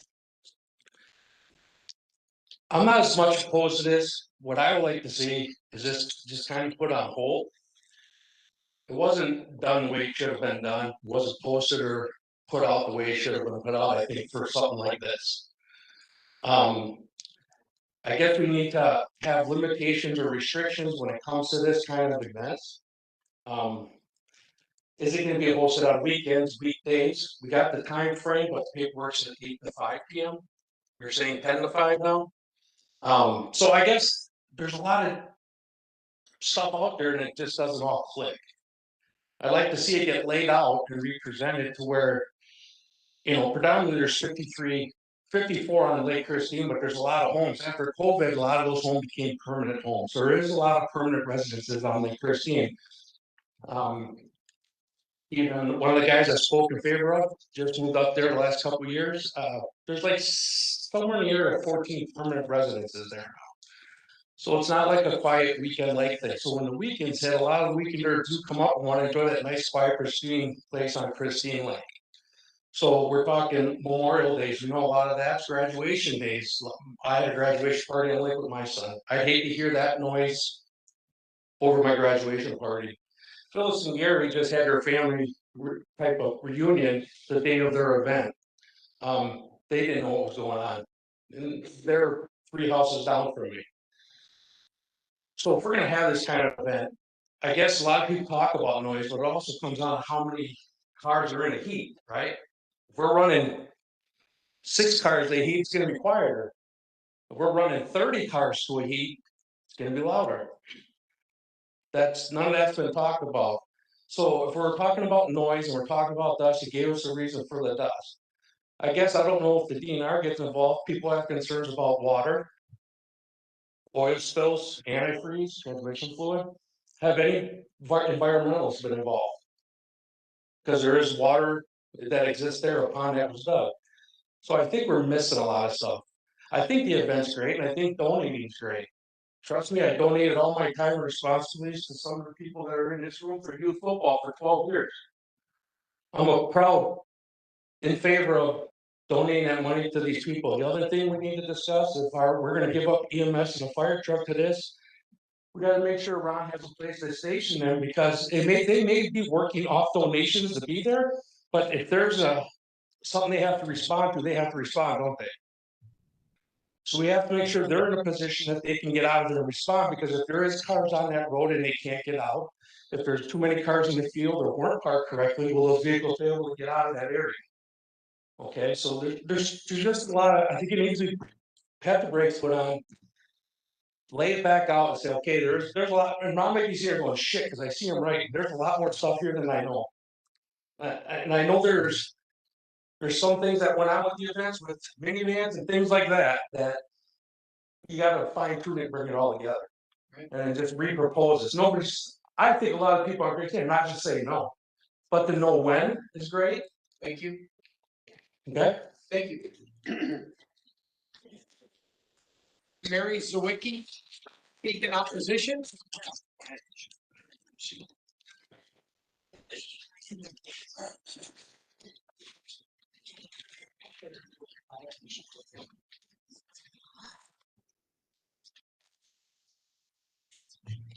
I'm the person that brought in the petition that you all snickered at because some people didn't sign it in person.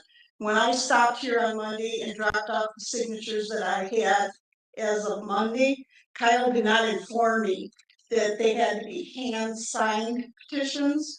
We've been in contact with people around our neighborhood, and I've received 15 families, so it could be up to 30 people that could have signed in person had we known about this and had some time to react to it. I have 28 signatures on these petitions now. So the Snickers, because some people didn't hand sign it, but they asked to be included on the petition, I think is a valid thing that was kind of disgraceful that everybody thought that was, oh, these don't count. Right now, I'd like to read a proposal that I got from someone that could not be here today, because a lot of the other stuff people have already talked about. This is from Kevin McKinney. He lives directly across from the racetrack site. Not a year-round resident of Lake Christine, though my parents were, and I will not be able to attend Thursday's meeting, but I echo many of the concerns about the noise, dirt, and pollution raised by many. I also offer the following concerns. Track use. Though the applicants state they will only host 3 to 4 dirt car events per year, what's going to prevent them from expanding the track use to dirt bikes, ATVs, midget cars, or even snowmobile racing? Non-race weekend use. During the non-racing events, the track would be open year-round for practicing and testing. The noise and dust problems would endure. I myself have been in Indianapolis during non-race weekends and have heard teams using the Indy 500 track. Contamination of water supply. Many of us on the lake use well water in our homes and cottages. We share the same underground aquifers as this racetrack positioned less than a mile away. Racing fuel, engine oils, radiator, and brake fluids will all seep down through the dirt track surface into the water supply that we all share. I wish those attending the meeting from the lake the best of luck in countering this ill-conceived proposal. Best regards, Kevin McKinney. Thank you. One other thing, you know, they're talking of, I have nothing against donating to the fire department. This donation to the Manawa Pop Warner football thing, that's all smoke and mirrors, because anybody can donate anything that they want to any charity. That has no bearing on what this actual racetrack proposal is. Thank you. Manawa is involved. Nancy Christie, registered only in opposition. And registered for the long week. Was the Was for Harmony. The West End was late, no, but not this. I apologize. Sorry. Amy Anderson is also Yep. for Long Lake. Sorry. Kevin Prockman, Prochnow, speak in opposition.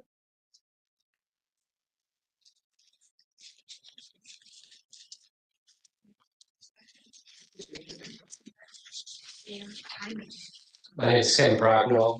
I'm from Greenville, Wisconsin, actually, but I have been using the land of Tom Long, been friends with Tom Long. Me and my dad have been friends with him for over 23 years. Tom Long is Ron Lund's direct neighbor to the east. I have so many memories on this property. I mean, I've been hunting, helping Tom with his projects and whatnot.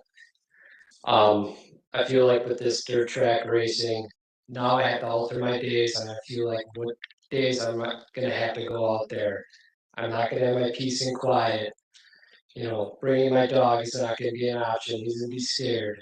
You know, I donated, volunteered 5 years through the Wisconsin DNR for wildlife surveillance. Called Snapshot Wisconsin, and I feel like that project would be altered within helping the DNR if that's, you know, the racing continues, the noise and the loudness. That's all. Thank you. Thank you. Gary Prochnow, speak in opposition.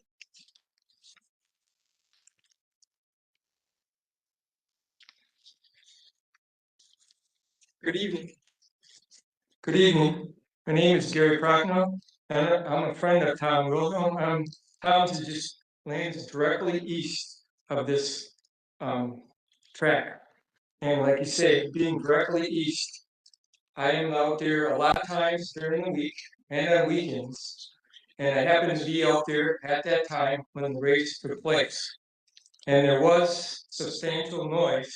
And I used to just go out there, sit on my log, look at a tree, look at the birds, but it was differently, erupted in different type. So it's one of these noises where you just can't walk away from it, drive away 5 miles away. It's there constant, for time. My interest is generally peace and quiet and preserving the beauty of nature. Tom's Saxel property is up north. This is where we go and we spend time together as friends. We talk, we work, and we talk about the old times. It's, we think of it as the Pine River, in some place that we kind of hold as our special spot. We've been working on this for 24 years, trying to keep the land healthy and keep it in good shape and for the future. My son Kevin, Tom, and I have put a lot of effort into maintaining a good habitat for game, and now it may be losing land value in some of its natural surrounding silence, which, this is where I go. We also work hard to respect Tom's neighbors, getting permission if we have to cross land. And Kevin has quite a few contacts here, so we try to live and work together. My main thing is I'm having difficult time understanding how this racetrack is being a good neighbor according to the conditional use proposal. The impact to the surrounding properties with the noise of motors and loudspeakers potentially interferes with our normal activities. We go out there, and like if you had a cottage, you go up there to relax when you want to relax and when you want to go out now. I was sitting on that stump on that day, and that track, I can throw it almost hit the track. It's right next door. And I'm not sure if someone contacted Tom or not, but it definitely affects our everyday routines because it's like, it would affect you guys. I mean, it's there. So I mean, I'm for donations. I coach basketball, baseball, and I did a lot. And I'm not against that type of involvement, but you have to work together and try to figure it out so it works. So the impact of the surrounding properties with the noise of motors and loudspeakers interferes with activities and as long as with its neighbors. The noise is very disturbing and it definitely impacts our lives. Thank you. Thank you. Thomas Wilhelm, speak in opposition.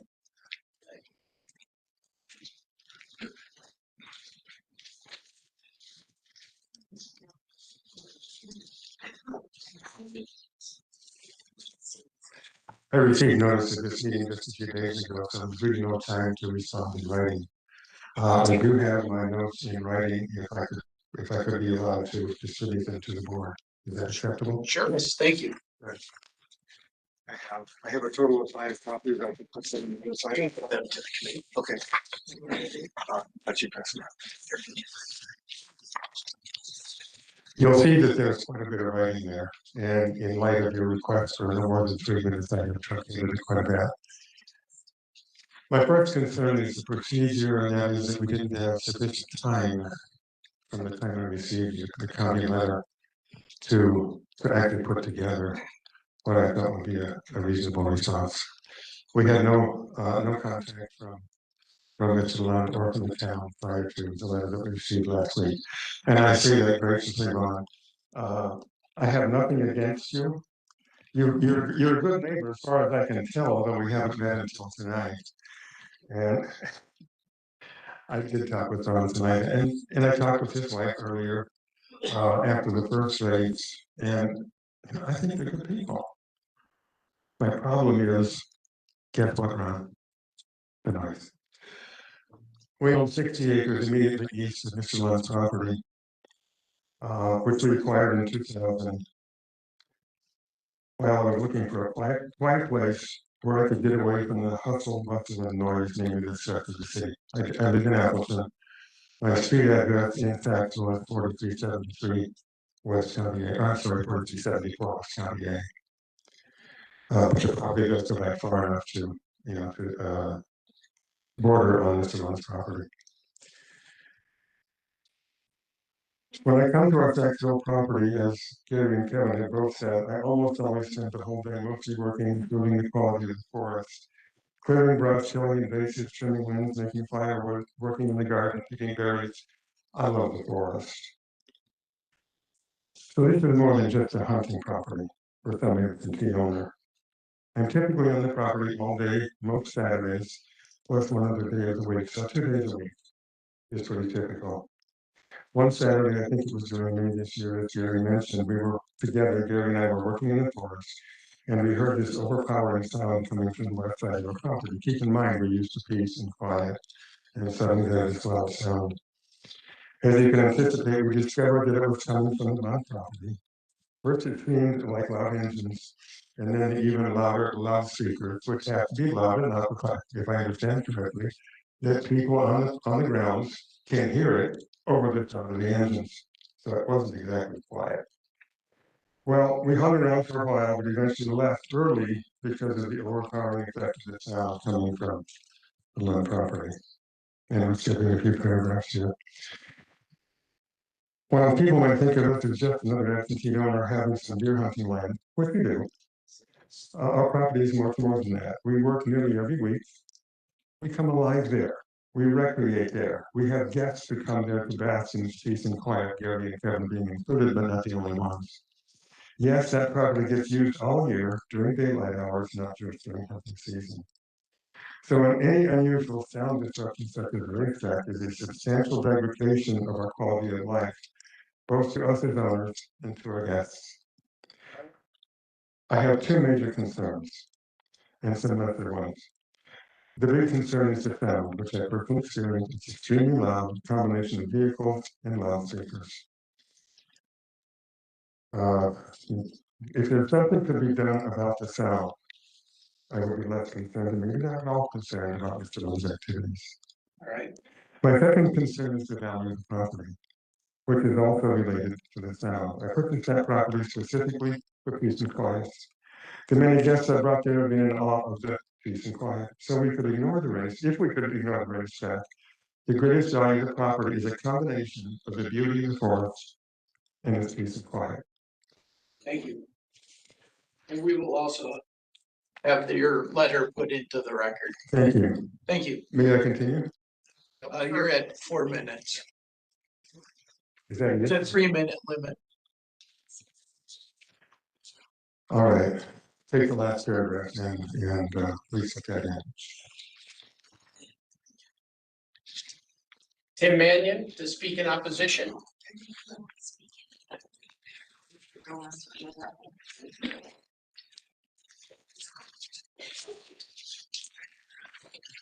Good evening.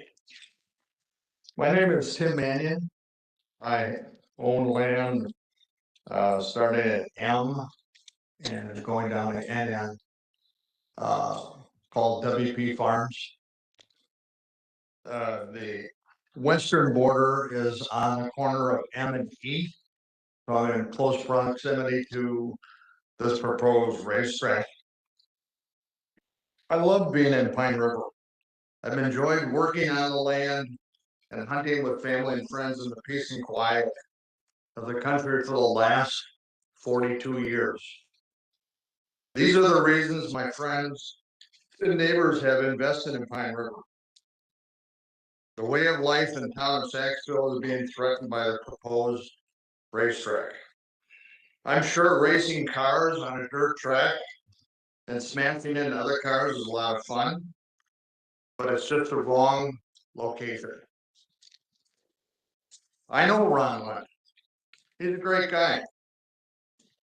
I've worked with him. He's done work for me at Fort Fremont, his last position, and giving some of the proceeds of the fire department as good PR. I have great respect for volunteer fire departments and contribute to several. Creating a car race track to raise a minimal amount of money that negatively impacts hundreds of neighbors is not the way to go. The Lund property is the wrong location. This isn't about Ron Lund and the job he's doing. This is not about the fire department. It's about the quality of life in Pine River in the town of Saxville. Here are my reasons why I think the conditional use permit should be denied. With the racetrack on the Lund property, the very use and enjoyment of hunting is threatened and damaged, and the loss of the use of some of my land. If a property affected by a racetrack or similar use, the property owner could lose 25% or more of the value. This comes from a report prepared by Real Estate Dynamics Inc., December 7th, 2022, out of Madison. With the roar of engines, crowds yelling, loudspeakers, the pressure on neighboring properties would not be tolerated by deer, and they would become nocturnal and unhuntable. The very reason that many of us have invested in this area. There are no similar uses in the town of Saxville. I think this was already covered concerning 2007 in Penderman. That conditional use permit for a motocross track was denied by the same board. There are other alternative uses that exist for the Lund property: farming, hunting, recreation, development, and many other things. Is this the fabric and the kind of community we want to live in, where we have a commercial racetrack that has to grow to be able to facilitate all the costs that will be incurred with liability insurance, fencing, everything else that it takes to run a operation like this. I have a few questions for Mr. Lund. Do you have an operational budget? And can you show us what kind of sales you're gonna generate? And how much actually will go to the fire department? All right. I asked the planning and zoning board to deny the permit for the Lund property at this time. Now I want to share another thought. John Vanner Brigand, I always struggle with his name, town chairman of Saxville, and Bart Peterson, supervisor, gave the racetrack their blessing. They're also on the planning and zoning committee about to vote on this permit. And they're members of the fire department who will receive monies if the permit is approved. That to me is a conflict of interest. Thank you. I would respectfully request that both gentlemen recuse themselves from voting on the Lund permit. Thank you.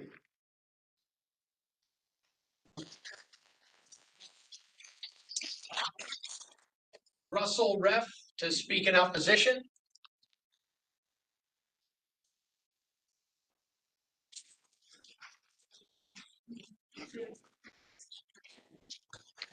Good evening. My name is Russ Reff. Our family has a house at W44-4355 South County Road 8.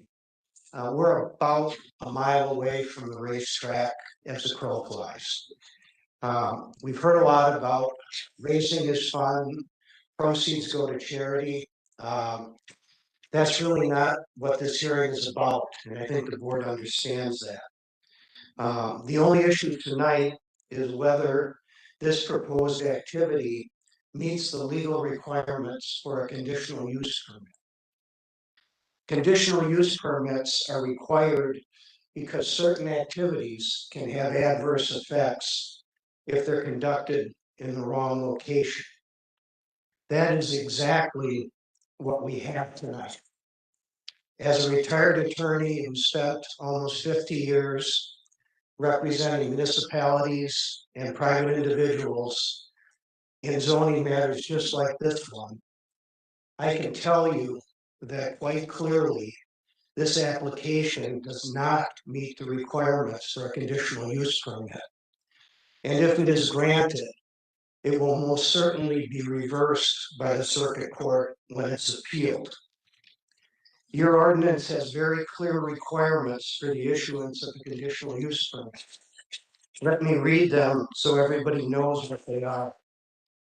It says all conditional uses must be in accordance with the purpose and intent of this chapter and shall not be hazardous, harmful, offensive, or otherwise adverse to environmental quality, water quality, shoreland cover, or property values in the county and its communities. That means that if this proposed activity will result in any one of those negative impacts, a conditional use permit should not and cannot be granted. Now, people have talked about a lot of them, and I just want to highlight a couple of things. The ordinance says the activity may not be hazardous. The event we're talking about are stock car events promoted to the public as fundraisers for the fire department and intended to draw crowds of spectators. We've heard about 200, 300, 400 people being at one of those events. The proposed activity is stock car racing by amateur drivers with no required training or experience who are driving vehicles that are not required to be properly inspected.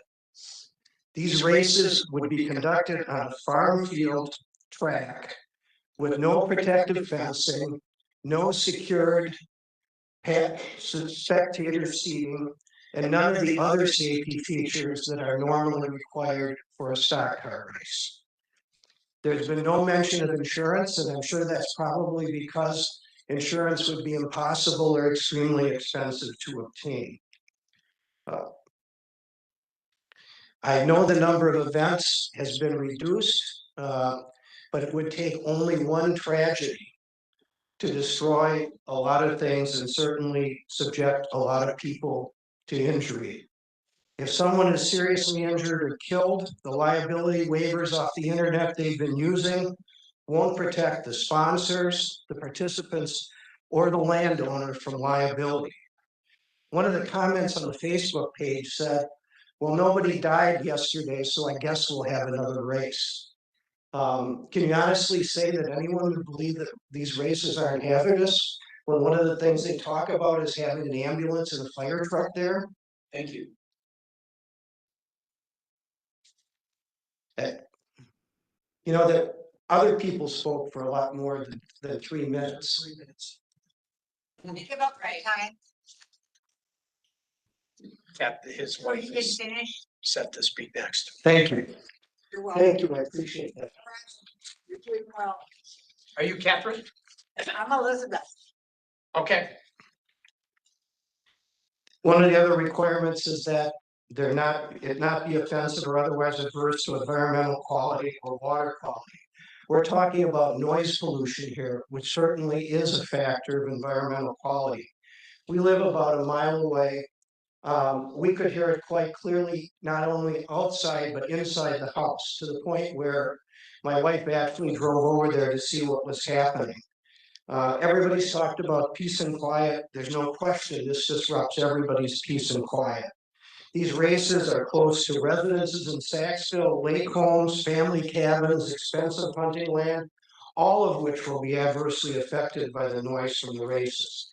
Water quality has already been addressed. You're talking about sandy soils, you're talking about leaking fluids, you're talking about pollution in the aquifer, you're talking about a pond, you're talking about a creek in the area that's a tributary to the Pine River. Can anyone seriously say there aren't environmental concerns and reduction in property values? All you have to use is a little common sense or talk to any competent real estate appraiser, and they will tell you that having 3 or 4 weekends a year in the summer disrupted by these activities adversely affects the enjoyment of life on these properties and their values. Thank you. Thank you.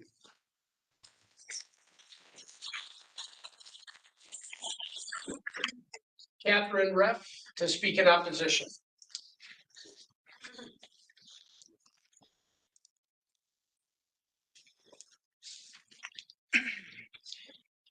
Hi, I'm Catherine Reff, and I'm at 4355 South County Road 8, Saxville. And we're about, I'm with him. And he's probably covered about 90% of what I was going to say. We didn't know which order you guys were going to take us in. So, anyway, the only thing that I would, yeah, it was loud. It was super loud. But I have to go on about that. I wanted to know what the definition of neighbor is. The application says that the racetrack owners will notify neighbors of upcoming races so as not to conflict with family events. Now, does that mean just people right next door? Or does that also mean, you know, those of us that are unwilling participants a mile away? So who gets notified? And how do we get notified? You know, and I saw that he also address the waivers that are just absolutely not worth anything. They're just downloaded boilerplates off the internet. And one other sort of an anecdote. My family has always enjoyed racing, especially down at State Fair Park. In addition, I have a brother who is a managing partner in the Hales Corners Speedway, which is, it's in Milwaukee, you know, the suburb. And it's a proper raceway. It's also a dirt track. It's also got, you know, spectator seating and fencing. But they were sued out of business despite having full track insurance. A wheel spun off a car toward a spectator, up over the fencing, and it broke her neck. She died on the scene. It went to court and 28 people lost their jobs, and that track is now a strip mall. When I told my brother there was no fencing at the Saxville track, he was absolutely dumbfounded. He expressed great concern and said stuff comes flying off the tracks constantly. He also said without fencing, most likely nobody is going to be insuring them. How are the Lunds protecting themselves from liability?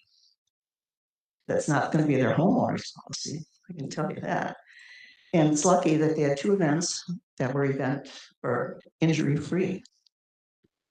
On the same note, how is the Saxville Fire Department protecting themselves from that same liability? They are promoting it as their fundraiser, protecting the event with an EMT on site and fire truck.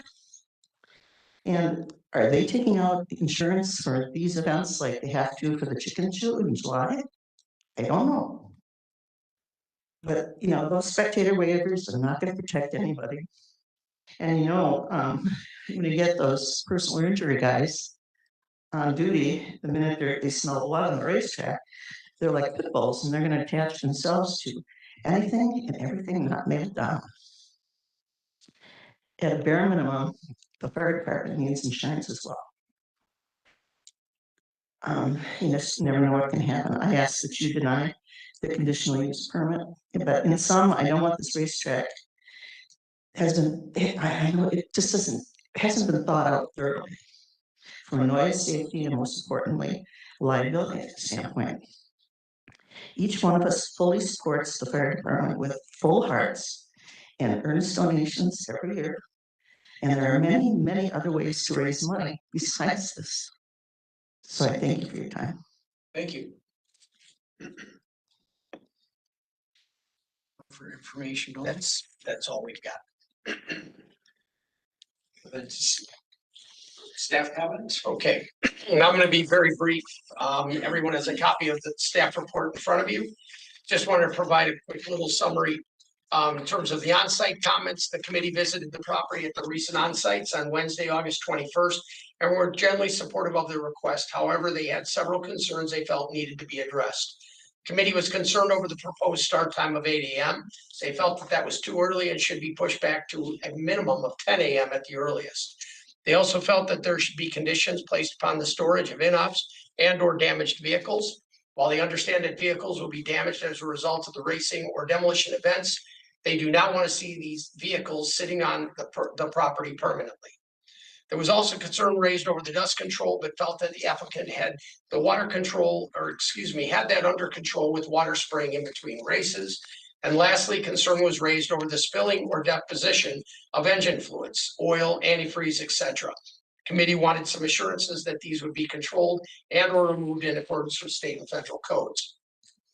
The staff reviewed this request and feels that with adequate conditions, a limited event such as this could not only be a safe and entertaining event for the entire community, but it can also be an excellent source of revenue for local charities and organizations. This event is very, very similar to that which was approved in 2017 for the Erdmans in the town of Leon, about 5 miles to the south and east, and also very similar to an event, the Little Sturgis in the town of Dakota, which is a bike rally and music festival, 3-day music festival. So while the committee will be making a recommendation on this request later in the evening, staff is recommending approval of the conditional use request to create a dirt racetrack for 3 to 4 events each year in an AG general agricultural zone. I would like to point out a few of the conditions that have been either revised or added. Is that we have put on there that the event shall be limited to 4 events per year, with each day considered as an individual event. The hours of the event shall be limited from 10 a.m. to 5 p.m. If food and beverages are served, there shall be applicable licenses and health codes that shall be obtained and or adhered to. No more than 1 in-op shall be permanently allowed on the property. That all damaged and inoperable vehicles shall be removed from the premises within 1 week of the conclusion of an event. All oils or vehicle liquids shall be stored or disposed of in accordance with state and federal requirements. And this includes possible removal of contaminated soils.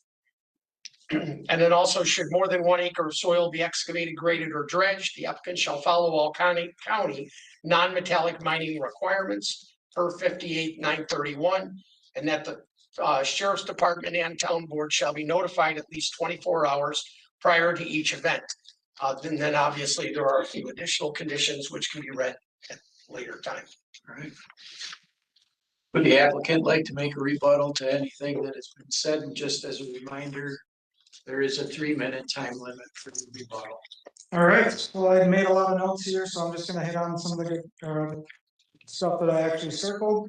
I just wanna get out there, you know, having a fire truck on site is gonna increase response times because we're not all there, but the majority of us are there. If we have the truck on site, we can just hop in and go. Hitting on the fire department again, the fire department is not affiliated with this race at all. I chose to donate the money from the Saxville 500 to the Saxville Springwater Fire Department. That does not mean the fire department is choosing this as a charity. Speakers are loud so drivers can hear them in the pits so they know when to bring their car up to start the next race. I also talked to Corey Smiley, who owns Golden Sands Raceway in Clover. He already came out and told me straight out that he is going to be a resource for me, whether it's helping out with, you know, ideas, you know, to keep it moving forward and not backwards. And that I'm in process of talking with them as far as getting liability, proper liability insurance, waivers, fencing, all that stuff. Hitting on the noise, he also gave me this little tidbit. Average racetrack noise, and this is at a NASCAR track. Studies have been done. Noise levels are 100 decibels at 100 feet away from a racetrack. That's 100 feet. The average noise of a lawnmower is 105 decibels. I'm gonna leave that alone now. Addressing the hunting concerns. I also hunt my property with my family, and that includes my son, my brothers, brother-in-laws, nephews. We see plenty of deer, no issues there. We actually see plenty of deer in Turkey when we're out on the track. I mean, that's absurd to me, but as far as adding any more events, I know that was brought up. What's to stop me from adding any more events? Well, for starters, I have a full-time job. I'm doing what I can just to get these events done. As you'll read in Mr. Wilhelm's 5-page document that he didn't have enough time to prepare, apparently, 5 pages. He put in there that no events should be allowed during hunting season. He also put in there that he allows a church hay wagon ride. I've been in my bow stand for the last 3 years, and that hay wagon goes right by me. Do I complain? No. I'm like, oh, it's a good cause. Let it go. Let's see. There are 8,760 hours in a year. I'm asking for a max of 28. Thank you. Thank you.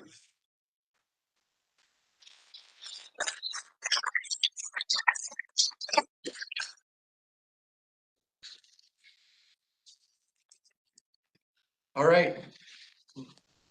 We'll move on to the next application. Douglas Kines, Pine River, Wisconsin has made an application for a conditional use in accordance with section 58-236, paragraph 21, and 58-454, paragraph 30 of the Waushara County zoning code to conditionally establish a home-based manufacturing machine business in the AG General Agricultural Zone. Location, an approximate 5-acre parcel of land that is known as the east 330 feet of the west 660 feet of the north 674 feet of the southwest quarter of the northwest quarter, section 21, town 20 north, range 12 east, town of Saxville. W4060 Apache Court. Is the applicant present? I'm here. Thank you. Good evening all. My name is Doug Keenest. I'm requesting a conditional use permit in order to use my home property for a small manufacturing shop. The property in question, as said, W4060 Apache Court, Pine River, Wisconsin. One of the reasons that I want to have this business on my property is to maximize the time with my family, my children, while they're young. Right now, I have a 2-year-old and a 1-year-old. My plan is to halt growth at a certain point, and when they're 15, 16 years old, I'll be moving that business into an industrial park or similar commercial property. For the time on my own's land, I desire at max a small shop, roughly 2,400 square feet, to contain maximum of 4 CNC machines owned and operated by myself with no other employees. I have spoken to my adjacent neighbors, Kelly Hudson, Edward Sickler. They are my east and west neighbors. They have no concerns. Across the street, Ronald and Terry Blevins, they own a vacant property next to their home that is adjacent to my property. They had concerns over increased traffic on our dead end road, as well as trucks backing onto their property. I have spoken with them and made that a non-issue. Any issues that we come up to will be solved by myself on my property. The idea behind Keenest Machine is taking lean manufacturing to the next level. By utilizing CNC machines, quick change fixturing, and robotic arms, I aim to minimize headcount and maximizing production. This is the only way that we're going to have 0 employees at the service. The timeline for the business would be 1 machine in the garage through year 1 to 3. After year 3, I would be looking at putting a 40 by 60 steel building on the property. The area that I have in mind for the property meets all the setbacks required. It's a area that is 150 by 120 feet, so plenty of room there. So in closing, manufacturing and Wisconsin go together like 2 peas in a pod. Nearly 20% of revenue in Wisconsin is manufacturing industry. Nearly 17% of workforce is employed due to manufacturing. While the initial state of this business will not create any jobs of my own, once the business is moved and grown, it will provide additional jobs to the area. Through communication with hires in my previous role as a general manager at a shop in Arnold, Wisconsin, I had learned that many people from this area are traveling to Neenah, Green Bay, Appleton, Oshkosh for work. That includes not just machinists, but programmers, quality people, operators. And this results in more money spent on fuel and less on our area businesses. If we can keep the money in our area, why not?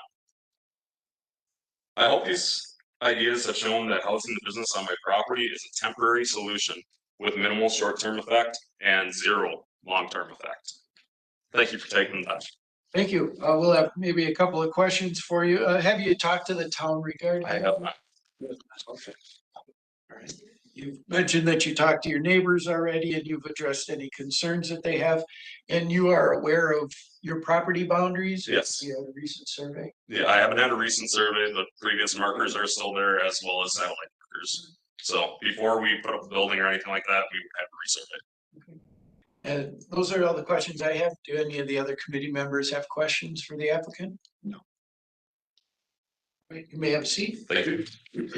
All right, is there any correspondence? Staff hasn't received any correspondence. Is there anyone registered to speak in favor? I have nobody registered to speak in favor. I do have a couple individuals registered to speak in opposition. The first is Carrie Peterson.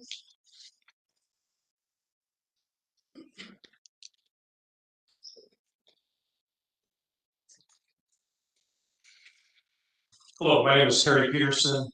I'm a landowner in the town of Saxville. I have a 40-acre parcel of property that adjoins Mr. Keenest's property along his north property line. Mr. Keenest mentioned that he had talked to his neighbors about this proposed idea. I'm a neighbor and I didn't get talked to, and there might be a reason for why that's the case. I'm going to give a couple of letters here that I'd like to have them recorded.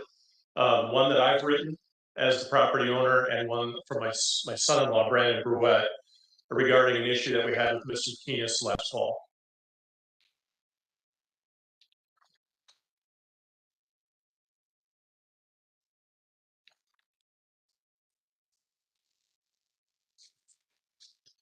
During the 2023 early archery deer hunting season, we had a conflict with Mr. Keenest regarding noise, excessive noise coming off the property. That noise was in the form of coyote calling, which was broadcast out across our property, scaring the deer out of the field, annoying the hunters that hunt my property, to the point where they came to me and said, "Something's got to be done. This is ridiculous. There's no need for somebody to be coyote calling onto our property." I, at that point, addressed the issue of Mr. Keenest via phone call, asking him to cease this activity as it was disturbing our hunting on the property, like neighbors do, right? Neighbors can contact one another and have a conversation like that. Over the years, we've had many conversations with our neighbors about situations like this. And they've never been escalated conversations. I mean, we work out whatever the differences are and off we go. In this case, my inquiry or my call to Mr. Keenest was met with anger, defensiveness, resistance, and profanity. And then I was hung up on in the middle of the call. He mentioned how he would be willing to work out any issues that come up with any of the neighbors, and he'll take care of that. This is an example of how he takes care of that. It was completely out of line. Like I said, I've never been disrespected like that, talking to a neighbor in my entire life.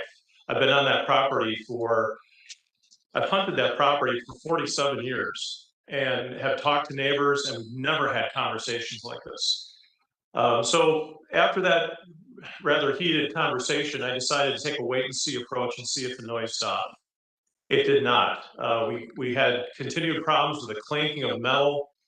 We had rapid semi-automatic firearm fire going on multiple occasions that was reported to me from the hunters on my property, and they actually recorded it, audio recorded it and video recorded it.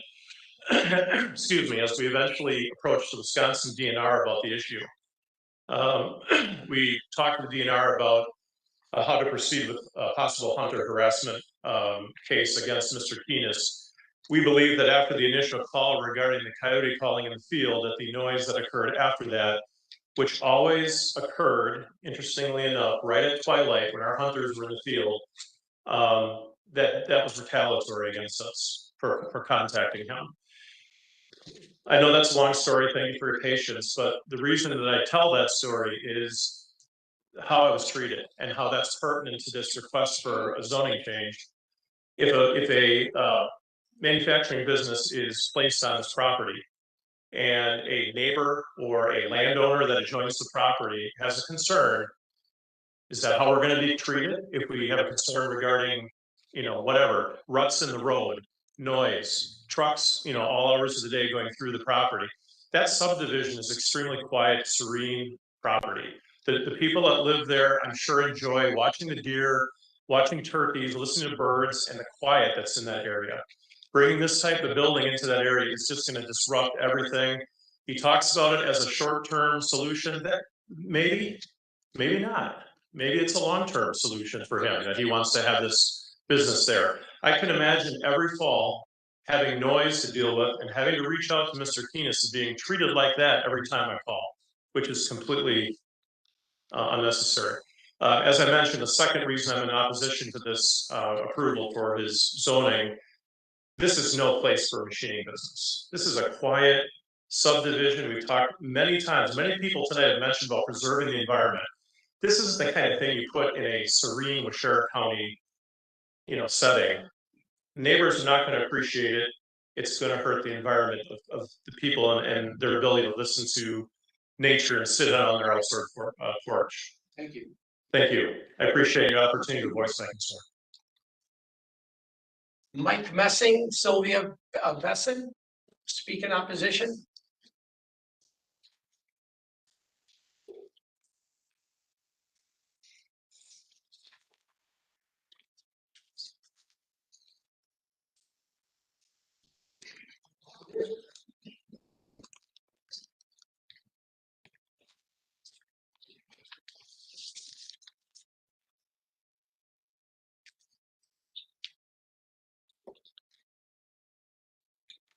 Good evening, my name is Mike Messing, my mother is Sylvia Beeson, she lives at 4087 Apache Court.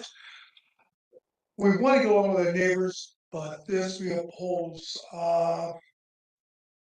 She has extremely limited sight, lives by herself at 86, her dog can walk that dead end, quiet street by herself. There's very little traffic there, she talks to her neighbors walking up on the street. She lives one block, one house west of and across the street from Mr. Keenest, and she's never been contacted. We've never been talked about this project. When you put two buildings that are as large as he wants to put up, that's not gonna be temporary, that's gonna be a 5-10 year project going on there. This is our home, this is her home, it's quiet, it's residential, it is not manufactured. And as I say, we wanna get along with the neighbors, but I need her to be able to walk on those streets and know that she's okay. There's gonna be multiple trucks coming daily, there's gonna be multiple vans coming daily. It has, as he said, it's gonna be coming, and they're gonna be down that street. She is not gonna be able to walk those streets, as so as many other neighbors with their children with this type of vehicles coming to the area. That's residential dead end. So we do oppose this. Anyone want to say more? Yes. What about the zoning? It's going to be rezoned. Is there gonna be a, does this have to be a rezone? No. No, he's asking for Conditional use. conditional use, and we both really have to oppose it. Saying, we don't wanna get along, we wanna get all our neighbors along with it. But this is something that I need her to be out there walking around the residential area. Thank you. Amanda Ward, to speak for information only.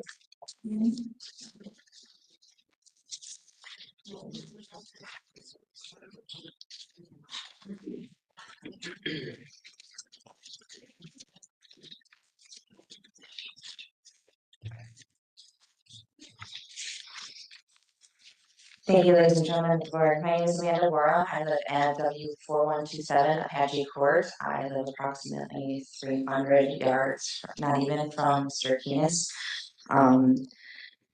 I do have a personal relationship with Mr. Keenest, and he had mentioned that he was interested in starting a shop. However, I was unaware of the scale of the shop, and I have several questions and concerns, many of which I'm afraid I am not going to be able to be addressed in 3 minutes. And I would very much like to be able to send an email out or get these in writing to you guys.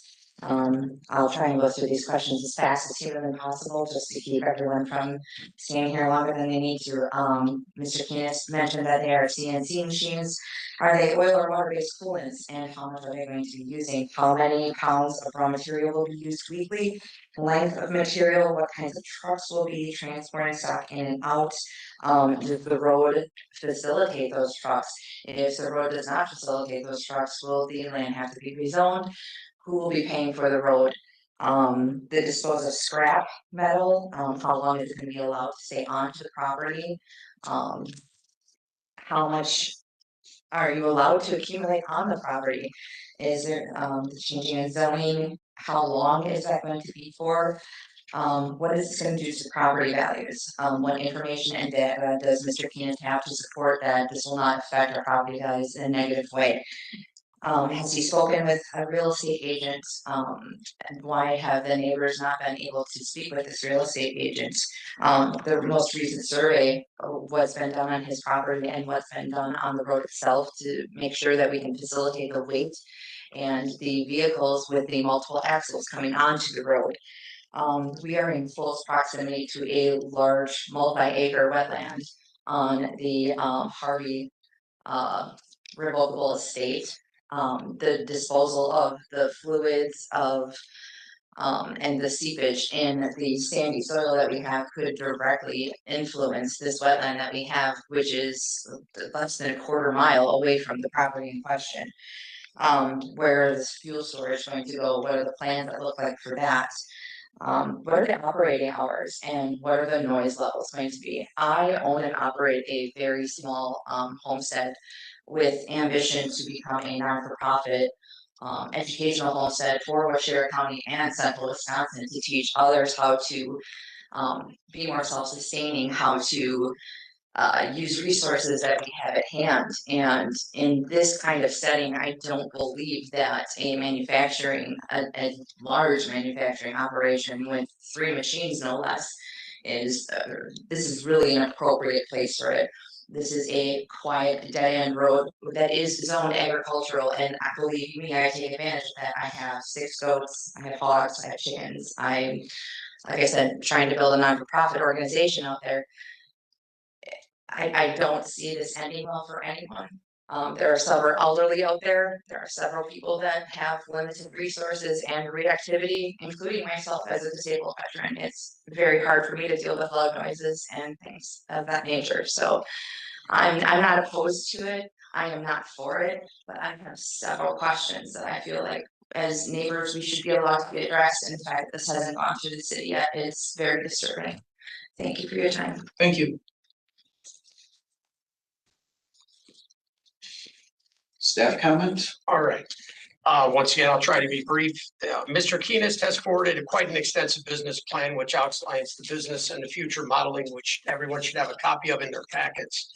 The first phase, which he is like proposing at this point in time, is basically a home-based business. One could argue it could be a home occupation, given the fact that it's going to be in the house or in the garage. And that, however, based upon our definition of home-based business, in home occupation, it more aligns with the home-based business. However, staff is supportive of this, given the fact that it is quite limited. It's smaller, smaller devices and products that he's actually, developing through the CNC machine. It is not highly intensive. However, as you get into years 3 through 6, years 5 through 10, any change like that obviously would require a change in the conditional use. It might get to the point where even years 3 through 6, dependent upon his growth rate, maybe no longer adequate within the single family residence, and probably has to look at, some type of use. However, what we are looking at right now is just a home-based business being centered in the garage of a house, which was approved back in '95. Once again, staff's reviewed this request, and we've always been very supportive of home-based businesses and home occupations. Our only concern right now is with regard to the potential noise that can be generated by these types of machines. However, if the applicant maintains somewhat normal business hours, excessive noise should not be a concern from the adjoining neighbors. While the committee will be making a recommendation on this request, staff is recommending approval of the conditional use request to establish a home-based manufacturing business, subject to the conditions listed within your report.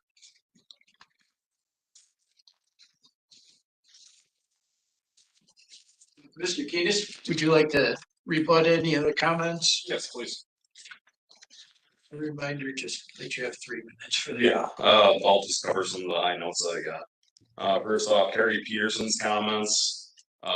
We were not hunter harassing him. I am an avid hunter myself. I hunt my own property. I'm a longbow recurve archer. That is not my intent and never would be. Kerry Peterson contacted us in a harassing nature, which after a while I actually blocked him on his number because it was getting so bad. I called the local warden for Washington County, and he recommended that I contact the county sheriffs and file harassment. So that's as far as I'm going to go on that one. Sylvia's comments on the traffic. First of all, we already see probably Amazon UPS 4 times a day on that road. That's really what it'll be. Our material is going to be covered in 6-foot lengths, which UPS delivers. As far as outgoing, that'll be UPS or my own vehicle. It's not going to be an increase in traffic on that road. Let's see, what else do I got? The building. Every property on my street that I'm aware of already has a outbuilding of this size, besides for mine. So I really don't see that being in contention. Amanda's comments, 6-foot bars, we already covered that. The maximum vehicle size that would be allowed on site is a 12-foot flatbed. That is covered in the account setup at the time of doing business.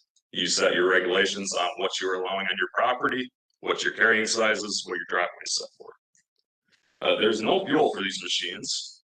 They do run with water and oil-based coolants and lubricant. However, these are completely enclosed machines. They have their own coolant bed. The coolant will be properly disposed of. There's not going to be seepage. Definitely no more than what you see in your own pickup truck parked in your driveway. That's all I got. Right, thank you. Thank you.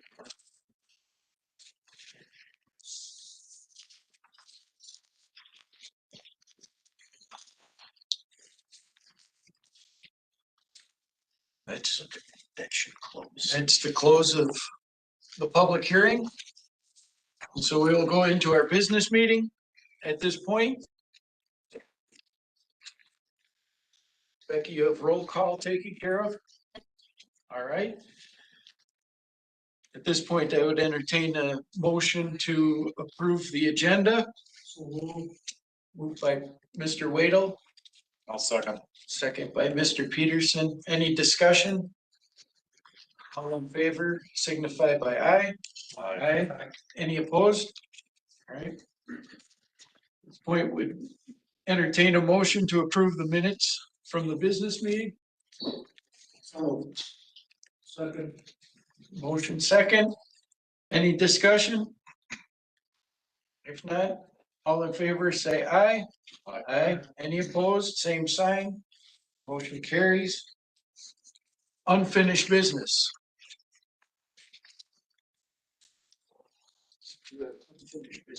We have the conditional notice of decision for conditional use. And unfinished. Well, no, that will take place under action. Yep. No unfinished business. New business action on public hearing applications.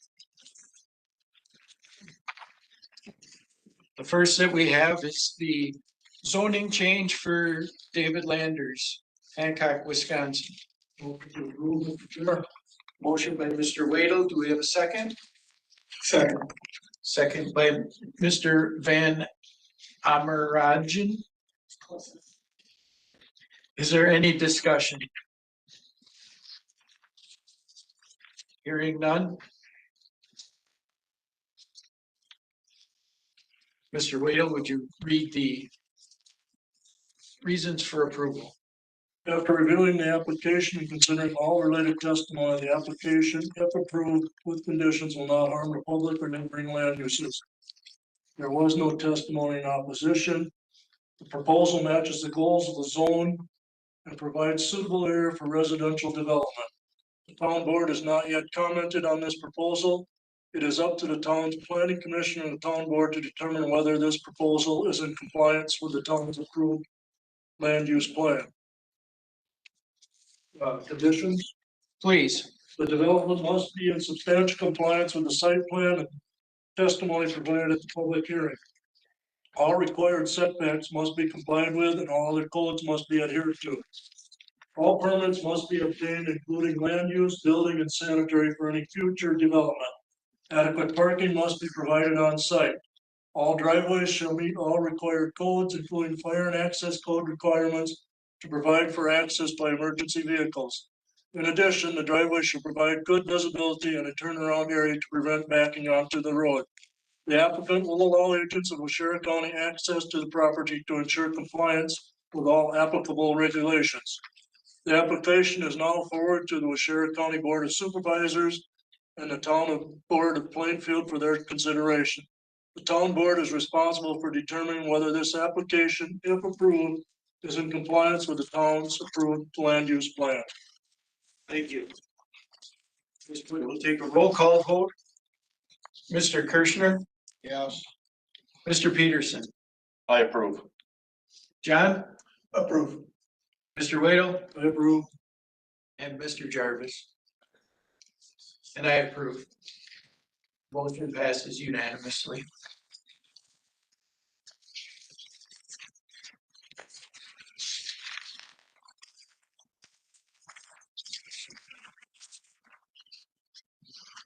Next issue will be the Project Harmony LLC application for a conditional use.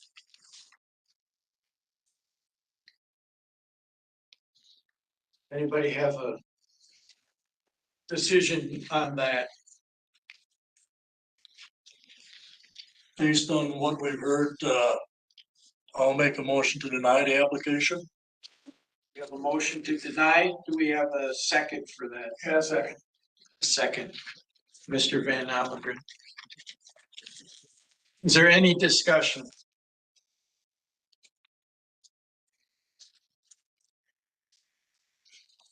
Mr. Wader, would you please read the possible reasons for denial? After reviewing the application, considering the testimony of the application will harm the public and the neighboring land uses.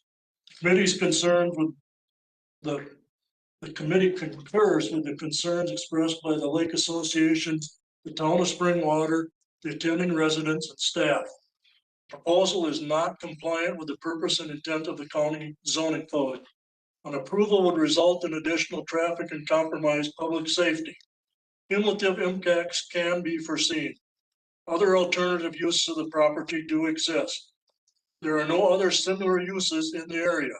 The construction does not match the lot and available area. Erosion, stormwater problems could be an issue. An approval would set a precedent. A harm to water quality is anticipated. The landowner should pursue other locations or plans. Read the conditions also. Please read the conditions as well. The development shall be revised to reflect a concept more consistent and compatible with surrounding land uses, the town's comprehensive plan, and propose and purpose and intent of the county zoning code. The applicant will allow agents of Washera County to assess the property to ensure compliance with the items of this decision, Washera County codes and state and federal codes. Thank you. And after hearing the reasons for possible reasons for denial and the possible conditions, I will ask for a roll call vote. Mr. Kirschner. Deny. Mr. Peterson. I deny. Mr. Van Allen. Deny. Mr. Wadle. Deny. I'll deny. Mr. Jarvis. And myself deny.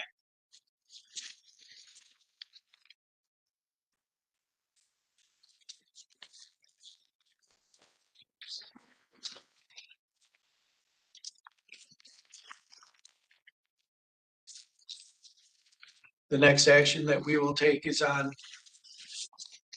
Ronald Lund, the application for a conditional use permit.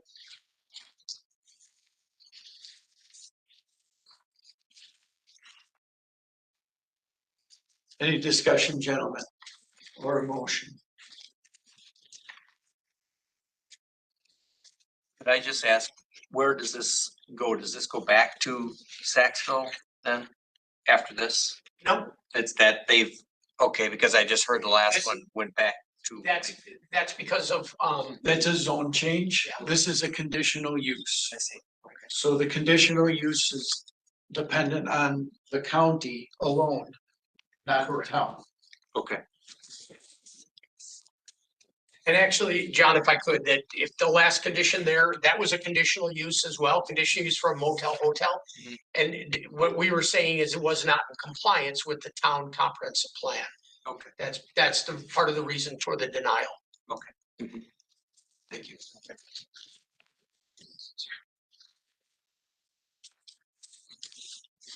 Is there anyone who would like to make a motion on this? Motion to approve. We have a motion to approve. Is there a second?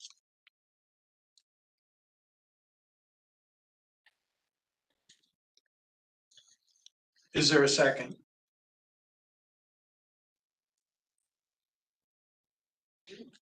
Is there a second? Yes. Second by Mr. Kirschner. We have a motion and a second. Is there any discussion, further discussion on this application?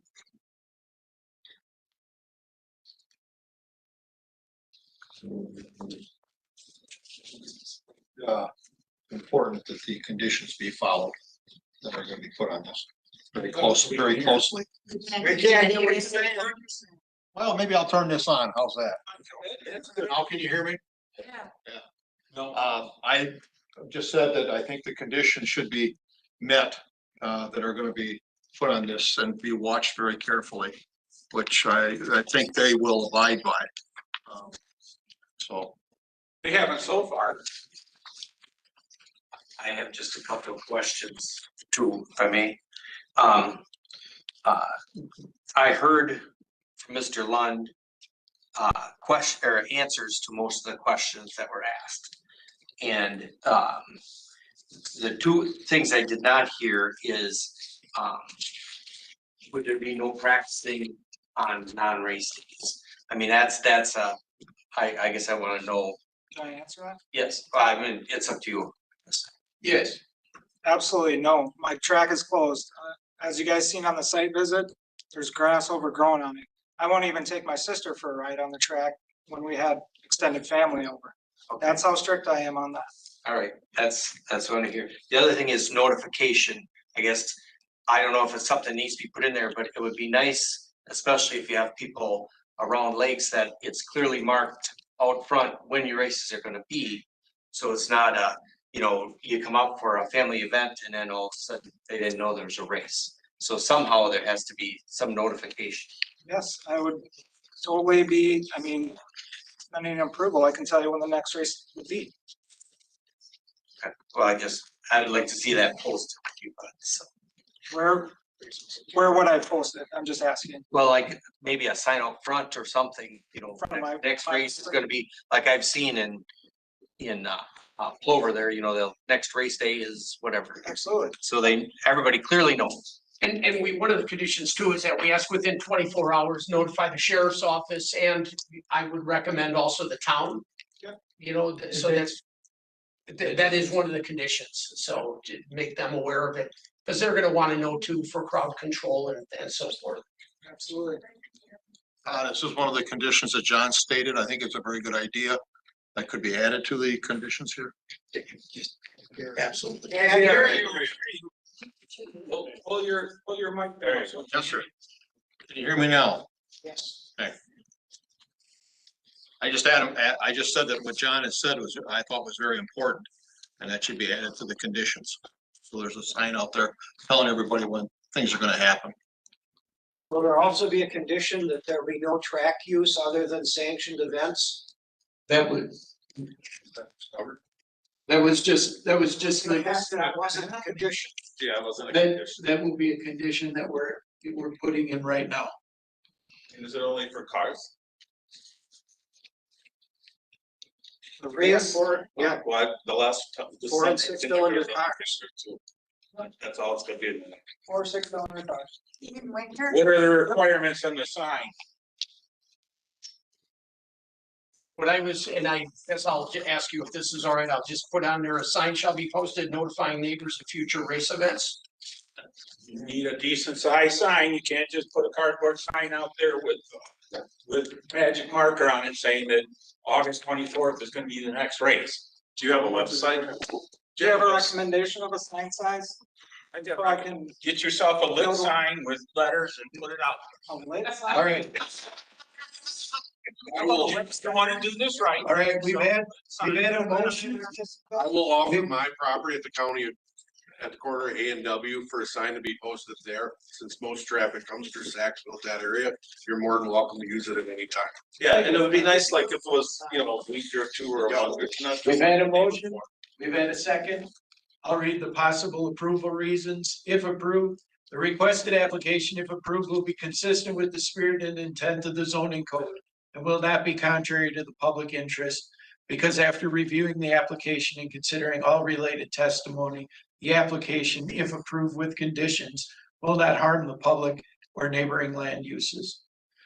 The testimony in opposition has been considered, but with reasonable conditions, the legitimate issues and concerns can be addressed and the impacts on neighboring properties minimized. And the proposed dust dirt control plans should address any issues Visibility is good at the driveway location and traffic is slowed there. There are no public safety issues.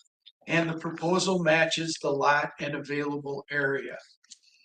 He's already in non-compliance. And then would somebody please read the proposed possible approval conditions? He's already in non-compliance. Please. Therefore, the requested application, if approved, the following conditions shall apply. Number one, the development must be in substantial compliance with the site plan and the testimony provided at the public hearing. All other required setbacks and all other codes must be complied with. All permits must be obtained, including land use, building, and sanitary if needed. Adequate parking must be provided. The driveway shall meet all required codes, including fire and access code requirements to provide for access by employee emergency vehicles. In addition, the driveway shall provide a good visibility and a turnaround area to prevent backing into the road.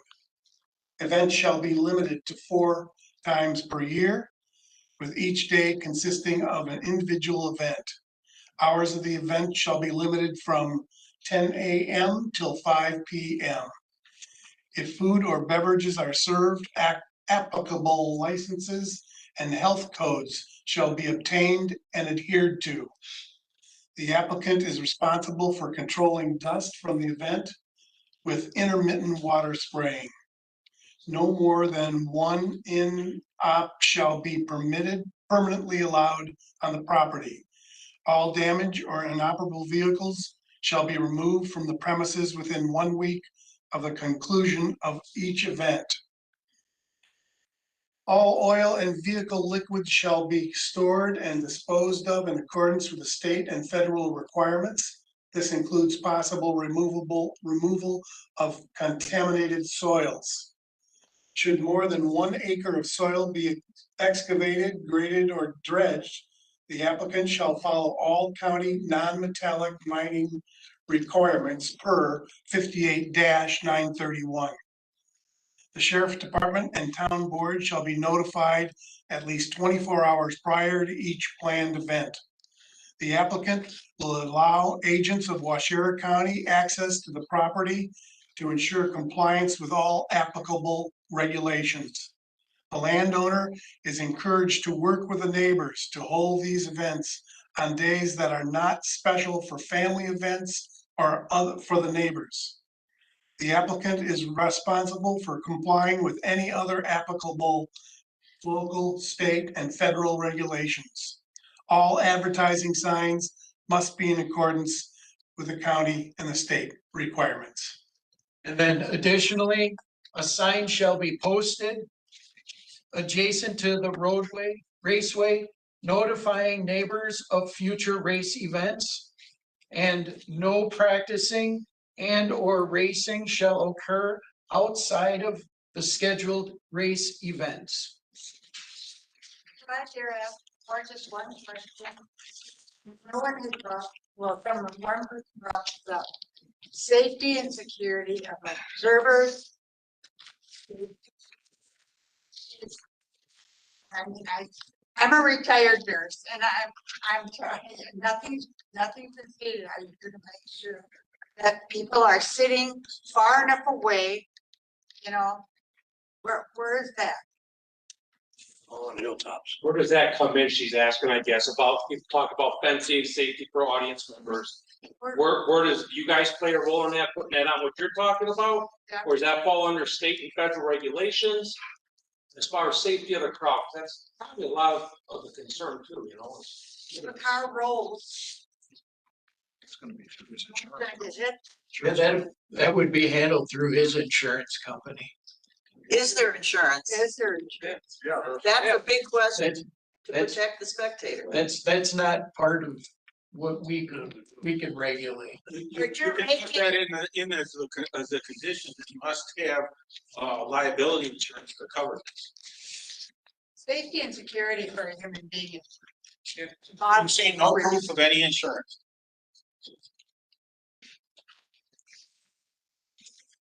Ron? Thank you for granting me permission to explain how we control the safety. We have huge, Yeah, or face or something. we have huge dirt piles, and if you would look at any of the posts, because obviously you guys have been on Facebook. Well, ask somebody that has, because you guys all talk to each other. Please note where the spectators are sitting. They are on huge dirt piles. If a car is able to hit that, doing max speed of 40 miles an hour, which that's what they reach on my track. This isn't a huge oval track. There's sharp corners which slow the cars down. I urge any of you guys to come out and spectate.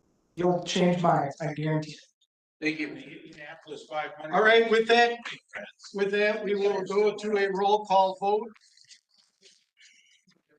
Mr. Kirschner. Approve. Mr. Peterson. I abstain. Mr. Van Avermaet. Approve. Mr. Waddle. Abstain. Mr. Jarvis. I approve. And myself, I approve. The motion passes.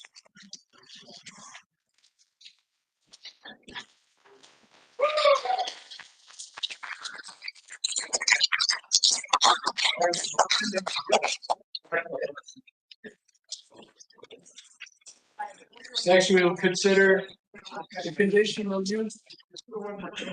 We will consider the conditional use request for Mr. Douglas Keenan.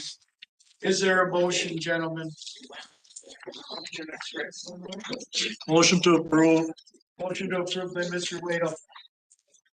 Second. Second by Mr. Van Avermaet. Is there any discussion, gentlemen? Otherwise, Mr. Waddle, would you please read the reasons for approval? The development must be in substantial compliance with the site plan and testimony provided at the public hearing. All other setbacks and all other codes must be complied with.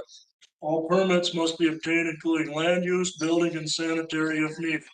Adequate parking must be provided. The driveway shall meet all required codes, including fire and access code requirements to provide for access by emergency vehicles. In addition, the driveway shall provide good visibility in a turnaround area to prevent backing onto the road. The applicant will allow agents of Washira County access to the property to ensure compliance with all applicable regulations. If the building has any floor drains, the applicant is responsible for checking with the DNR to determine how the waste are to be collected and disposed of. The applicant is responsible for complying with any other applicable regulations. All advertising signs must be in accordance with all county and state requirements. All hazardous and toxic materials, including waste oils, etc., shall be stored and handled in accordance with the state and federal requirements. Normal business hours shall be maintained, preferably Monday through Friday with limited hours on the weekend. There shall be no exterior display or storage of goods. Storage of products, materials, inventory, supplies, parts or scraps, or waste materials. There shall be no sales of products directly from the residents. Hearing the reasons and conditions, at this point, I'll ask for a roll call vote. Mr. Kirschner. Approve. Mr. Peterson. I approve. Mr. Van Avermaet. Approve. Mr. Waddle. Approve. Mr. Jarvis. I approve. And I approve. That completes the public hearing applications. Review of possible action on request for extension of land use permits. I do have, well, I guess this would actually be an extension of the conditional use, so. So I guess at this point, it should not be land use permits, but an extension of a conditional use. We had, back in 23, we had a conditional use that was approved for an auto repair business in the town of Coloma. Right there on Front Street, if you recall. The gentleman, one of the conditions, actually a couple of the conditions, is that vehicles waiting to be serviced need to be stored behind solid fence. In addition, it was that the applicant, shall remove of semi-trailers and a bunch of in-ops and a bunch of stack storage. We have been working with him towards compliance. It's been slow and tedious. We're getting there, but it's taking a lot longer than we thought. We haven't received any complaints. Kyle and I talked about it. And what we'd ask is that we just grant him an extension of the time period, just grant him one more year. Once again, it is off the site, off to the side. It's, you know. Is this right in town there? Yes. Yeah. Yeah. The old Sitco station. No. No, this is on It's front. out there by Dome Structures. Correct. All that. Yeah, so, which has been an eyesore for a long time. Yes, it has been because I got a secretary that complains to me about it all the time. Yeah. So, if you guys are not opposed, what we would ask is that we just grant him an extension. And then we will continue to work towards compliance. We have to give him a year, Todd? We don't. Could we give him 6 months? We can give him 6 months. I mean, that way, if he's gonna do something, he should have time to do it before winter. Otherwise, you got next year at this time, you could drag that out. Take one piece out at a time or something. Give him 6 months to make some improvement, otherwise, then we could rescind it.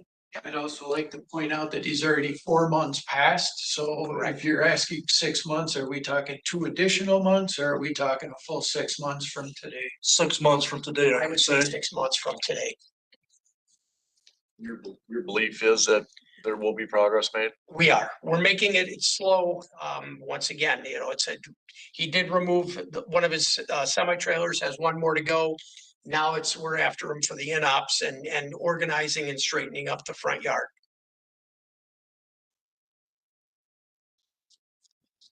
So then, would we have a motion, gentlemen? I'll make a motion. I'll second it. Motion to extend for 6 months from today's date. And the second, any additional discussion? Hearing none, all in favor of this decision signify by saying aye. Aye. Any opposed? If I could get this revised.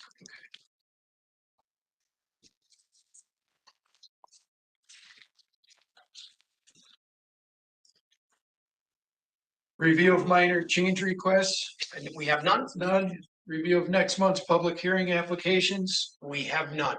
we have So none. after tonight's meeting, I think you guys are due a month off. Really? Thanks for calling me. Yeah, I appreciate it. At that point, I'll entertain a motion to adjourn, gentlemen. Motion to adjourn. Motion by Mr. Vadel.